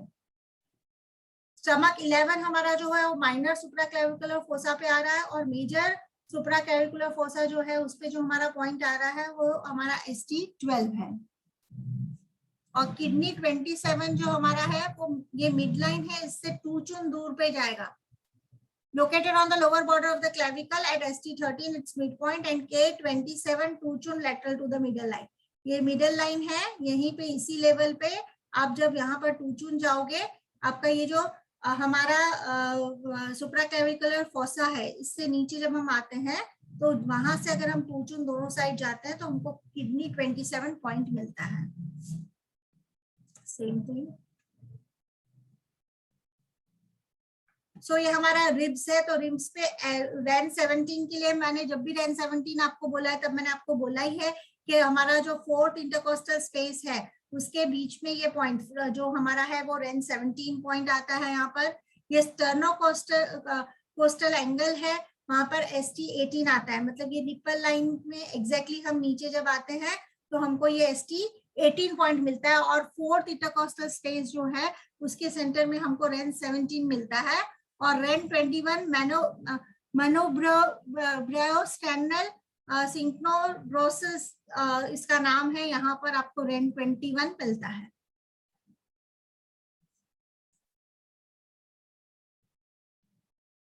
ये पूरा रिब बताया है. Scapular region, 4th, 5th sternum, 6th rib, 7th rib, 8th rib, 10th rib, 11th and 12th rib. ये रहा आपका किडनी 27 का लोकेशन आपका. By palpating parasternally in an inferior direction, the first rib can be generally be felt directly below the clavicle. तो clavicle के just नीचे आपको first rib मिलेगी और ये first rib के में ही आपका जो point है वो किडनी 27 का है. तो आपका middle line जो है anterior middle line है, इससे आप 2 चुन दोनों तरफ जाओगे तो आपको ये फर्स्ट इंटरकोस्टल स्पेस है, वहां पर आपको ये पॉइंट किडनी 27 मिलेगा. Is located 2 chun lateral to the anterior middle line. Below follows the first intercostal space, then the second rib, and so on. Ren 20 is located in the anterior middle line at the level of the first intercostal space. First intercostal space के पे आपको Ren 20 point मिलेगा and Ren 21 is located slightly superior to it. और Ren 28, 22 अभी हमने देखा था कि Ren 22 हमारा यहाँ पर पॉइंट है जो हमारा ये सुप्रास्टेनल फोसा में रेन 22 है. और ये जो ग्रूव था हमारा लिप्स उसके नीचे एग्जैक्टली जो पॉइंट हमारा आ रहा था वो हमारा रेन 24 पॉइंट था.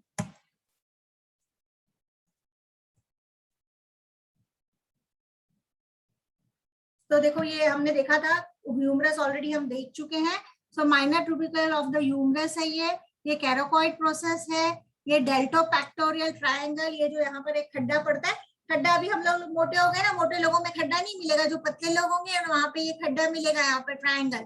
तो that is the deltopectoral triangle है, लेकिन टाइपेट करके मोटे लोगों में भी मिल जाएगा.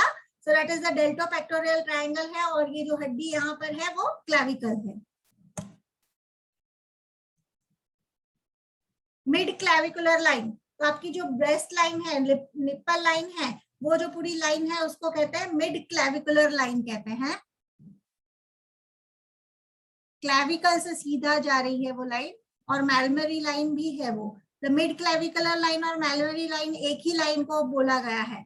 ये देखिए मिड क्लैविकुलर लाइन, ये क्लैविकल है, इसके सेंटर में से जा रही है और निपल से क्रॉस हो रही है, इसलिए वो मैलमरी लाइन भी है.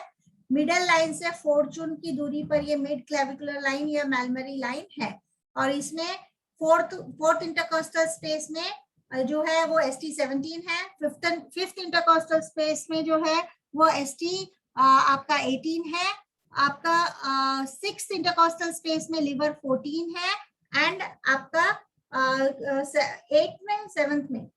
7th इंटरकोस्टल स्पेस में आपका गॉलब्लैडर 24 है. तो ये सारे इंटरकोस्टल स्पेस में मैलमरी लाइन, निप्पल, निपल पे जो आपका पॉइंट है वो ST17 है, जो हमने बोला है कि कभी भी हमको नीडलिंग नहीं करना है इस पे, नहीं तो इमीडिएटली डेथ हो सकता है। ये हमने जब कॉन्ट्राइंडिकेशन और प्रिकॉशन देखे थे तब हमने देख ही लिया था। फोर्थ इंटरकोस्टल स्पेस में ST19 है, which has never to be needle. कभी भी इस पॉइंट को हमको नीडल नहीं करना है। इसके अलावा ST18 कौन सा और इस लाइन में और कौन सा है? ST18 है, लिवर 14 है, गॉलब्लैडर 24 है, ये सब इसी लाइन में लोकेटेड है। ये स्टेनोकोस्टल एंगल है जहां पे रेन 16 का पॉइंट है। जहां रेन 16 है वहां पर स्टेनोकोस्टल एंगल है। जाइफोर्ड प्रोसेस भी इसको कहते हैं हम। अम्बिलिकस से और जाइफोर्ड प्रोसेस का टोटल कितना चुन है? जाइफोर्ड प्रोसेस और अम्बिलिकस, ये पूरा एरिया का कितना कितना चुन है मेजरमेंट? 8 चुन। 8 चुन, यस, ठीक है। तो 8 चुन है। और अम्बिलिकस से लेके और आपका रेन 12 तक का कितना चुन है? 4 चुन। 4 चुन, yes. So all this things you have to remember. इसी को साइड व्यू में बताया है। 4th intercostal, 5th intercostal, 6th intercostal. और ये 6th इंटरकोस्टल स्पेस में ये जो हमारा लाइन है, हमारा यिंग यांग बॉर्डर पे जो लाइन बन रहा है, यहाँ पर जो पॉइंट है 6th इंटरकोस्टल स्पेस में, that is spleen 21। Spleen 21 and gallbladder 22 are located in this line. ये देखो 4th इंटरकोस्टल स्पेस में यहाँ पर ये axillary line, what it is called? It is called as a axillary line. तो axillary line में 4th intercostal space से अगर हम एक्सिलरी लाइन पे जाते हैं तो यहाँ पर हमको गॉलब्लैडर 22 मिलता है। और हम अगर हम 6th इंटरकोस्टल स्पेस से और इस एक्सिलरी लाइन पे जाते हैं तो हमको स्प्लीन 21 मिलता है। Free end of the 11th rib पे हमको लिवर 13 पॉइंट मिल रहा है। Free end of the 11th rib पे हमको लिवर 13 मिलेगा।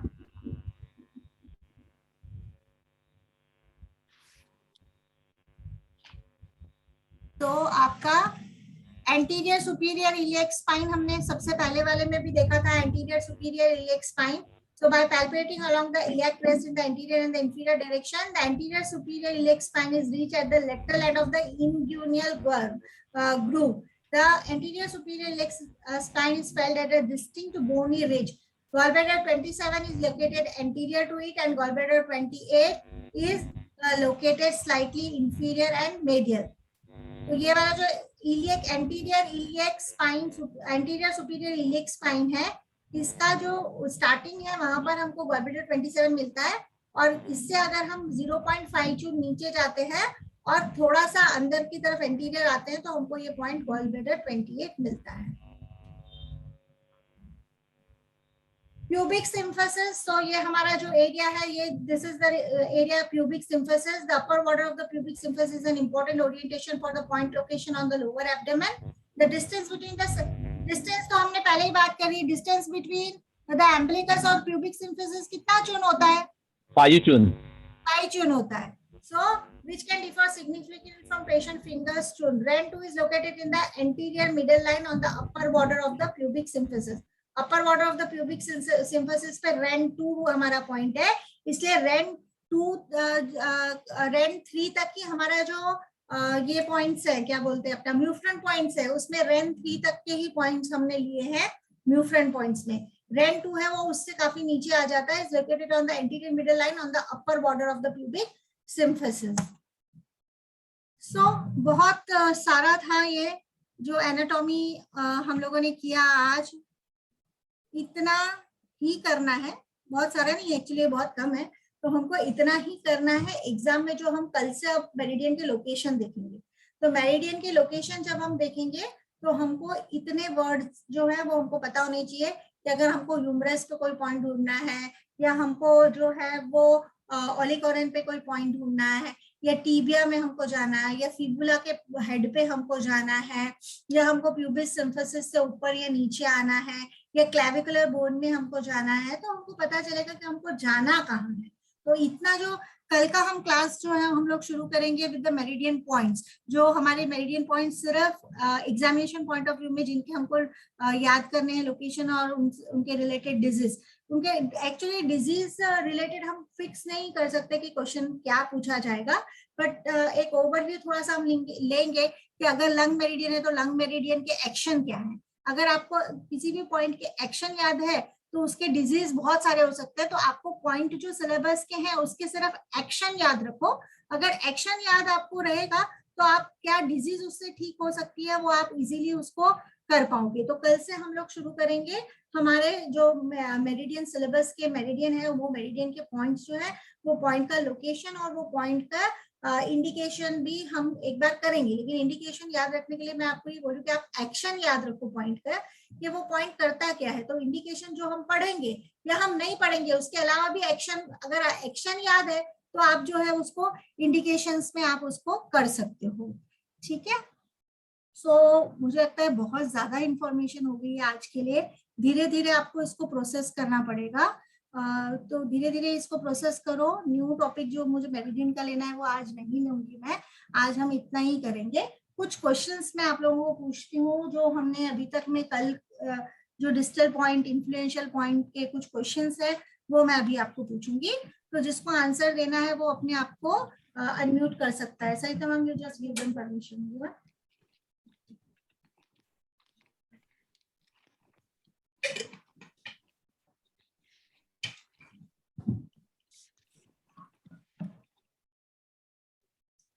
Give me the answer for distal point to treat wrist drop. Distal point to treat wrist drop. Value 7. ST36. Okay, let me give the options then. LI11, LI4, LI10 and pericardium 6. If this is the Pericardium 6. P6, P6. LI4 ma'am. LI4. some more answers. P6 मेरे ख्याल से.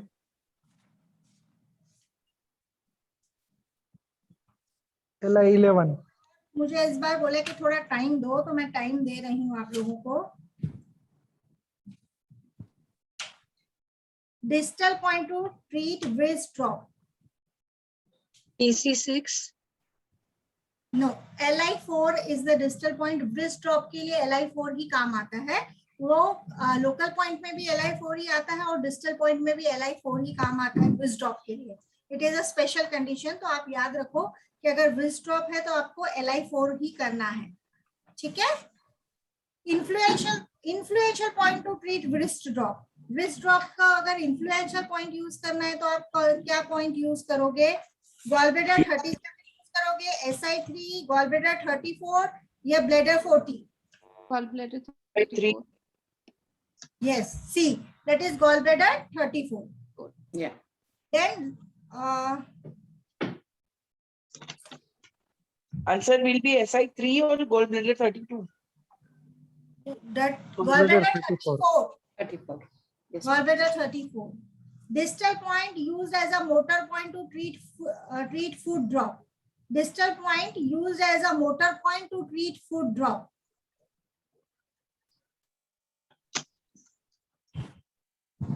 UB40. Option में ST34 है, ST36 है, gallbladder 34 है, ST41 है। हमने ये किया नहीं है, लेकिन ऐसा क्वेश्चन है इसलिए मैंने लिया है ये। Distal point use as a motor point to treat foot drop. तो मोटर पॉइंट का लिस्ट कहीं पे भी मुझे मिला नहीं। 34. 36 is the correct answer. ST36 correct है, लेकिन मोटर पॉइंट्स का list I could not find anywhere. मुझे मिलता है तो मैं आपसे जरूर शेयर करूंगी, क्योंकि मोटर पॉइंट कोई क्वेश्चन पेपर में है लेकिन हमारे सिलेबस में मोटर पॉइंट दिए हुए नहीं है। Then local point, distal point to treat hyperacidity. Chalo 36. ST36. No. So Distal point to Pericardium 6. PC6. Pericardium 6. PC6. PC6. Pericardium 6. Yeah. This is pericardium 6, yes. yes. And Yes. Yes. okay, Sorry. then influential point to treat constipation, REN 4, REN 12, SP6 and pericardium 6. Influential Ren point. 4. Why REN 4?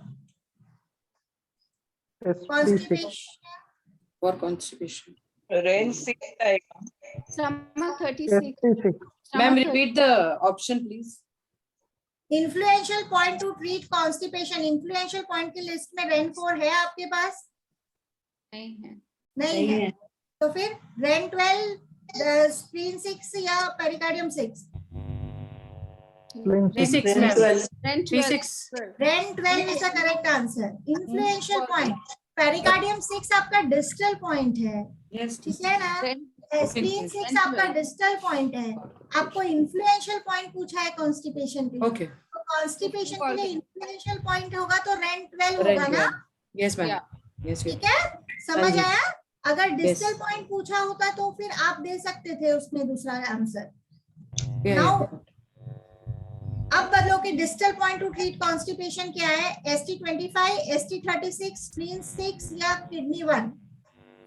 ST36. SP36. ST36. 36. ठीक है? हाँ जी.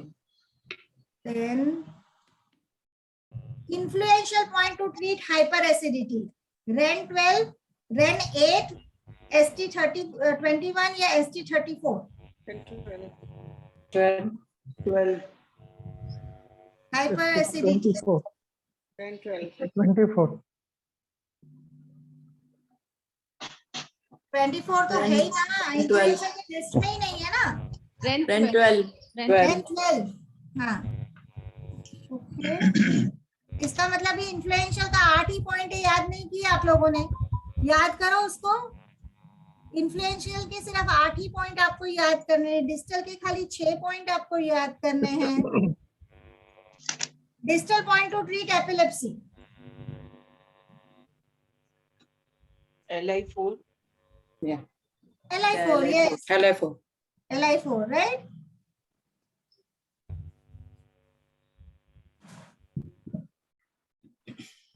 Distal point to treat headache.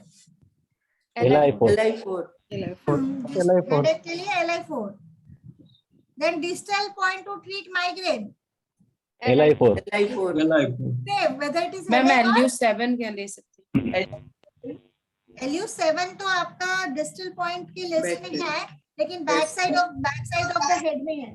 लेकिन आप यहाँ पर option में lung 7 था भी नहीं हमारे पास, है ना? अच्छा. लेकिन जनरल ऑसिपिटल तो हेडेक होगा ना, ऑसिपिटल हेडेक होगा तो लंग 7 आएगा. Lung 7. Okay. ठीक है? अगर ऑसिपिटल पीछे का हेडेक है, पीछे side का आएगा. हेडेक है तो आपका लंग 7 आएगा. Right. ठीक है? So for migraine, what is the point? Migraine का LI4 ही लेंगे. Migraine LI4. Okay. It depends upon the options given. या depends upon action, but mostly it is LI4 ही हम यूज करते हैं माइग्रेन के लिए. Yes, ma'am. Okay. Then influential point for bronchial asthma. Ren Ren 17. 17. REN 17. Acute वाले में use करेंगे हम लोग 22 या अभी हाँ, अपने एक्यूट में एक्यूट एस्थमेटिक अटैक होगा तब आप REN 22 यूज करोगे. ठीक है? लेकिन इन्फ्लुएंशियल पॉइंट में आपका REN 17 आएगा. इन्फ्लुएंशियल पॉइंट फॉर ची, that is CD17. Ren 17. Yes. Yes. REN 17. Yes. Yes. Influential point. Yes. Yes. REN 17. Obesity is a disorder of wood element, water element, earth element या fire element. Earth element. Earth. Earth element. Earth element. ठीक है? Question जिन्होंने नहीं सुना था उनके लिए दोबारा बोलती हूँ.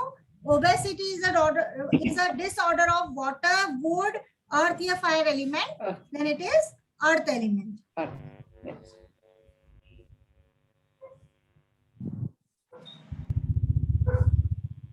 Okay. Bakshu point to treat obesity.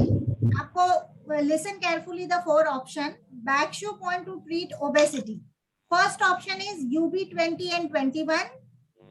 Second option is UB18 and 22. Third option is UB22 and 23. And fourth option is none. 20 and 21. UB 20, UB 20 and 20. UB 20. No more answers I want.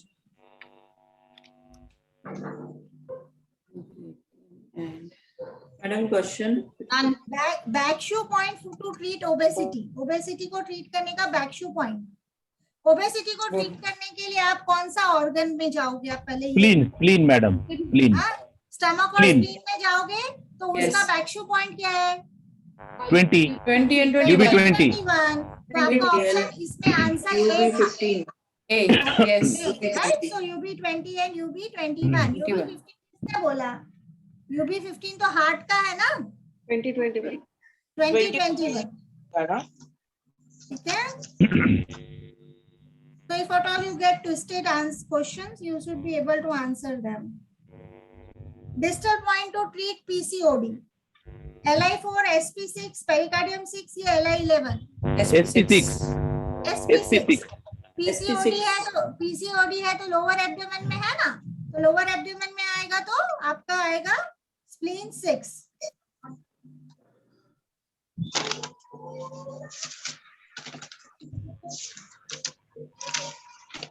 Local point to treat PCOD क्या रहेगा? Rain 10, rain 12, rain 4 या rain 14?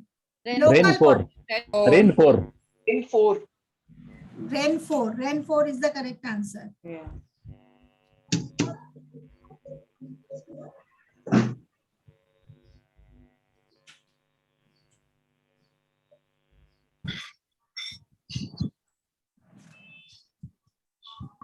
So अभी इतने ही question पूछती हूँ मैं, बाद में क्वेश्चन पोस्ट करती रहूंगी आफ्टर अभी have done our classes also. फिर भी तो आज का जो हमारा वो था ना, उसको जितना जल्दी हो सकेगा कन्वर्ट हो जाएगा ये रिकॉर्डिंग.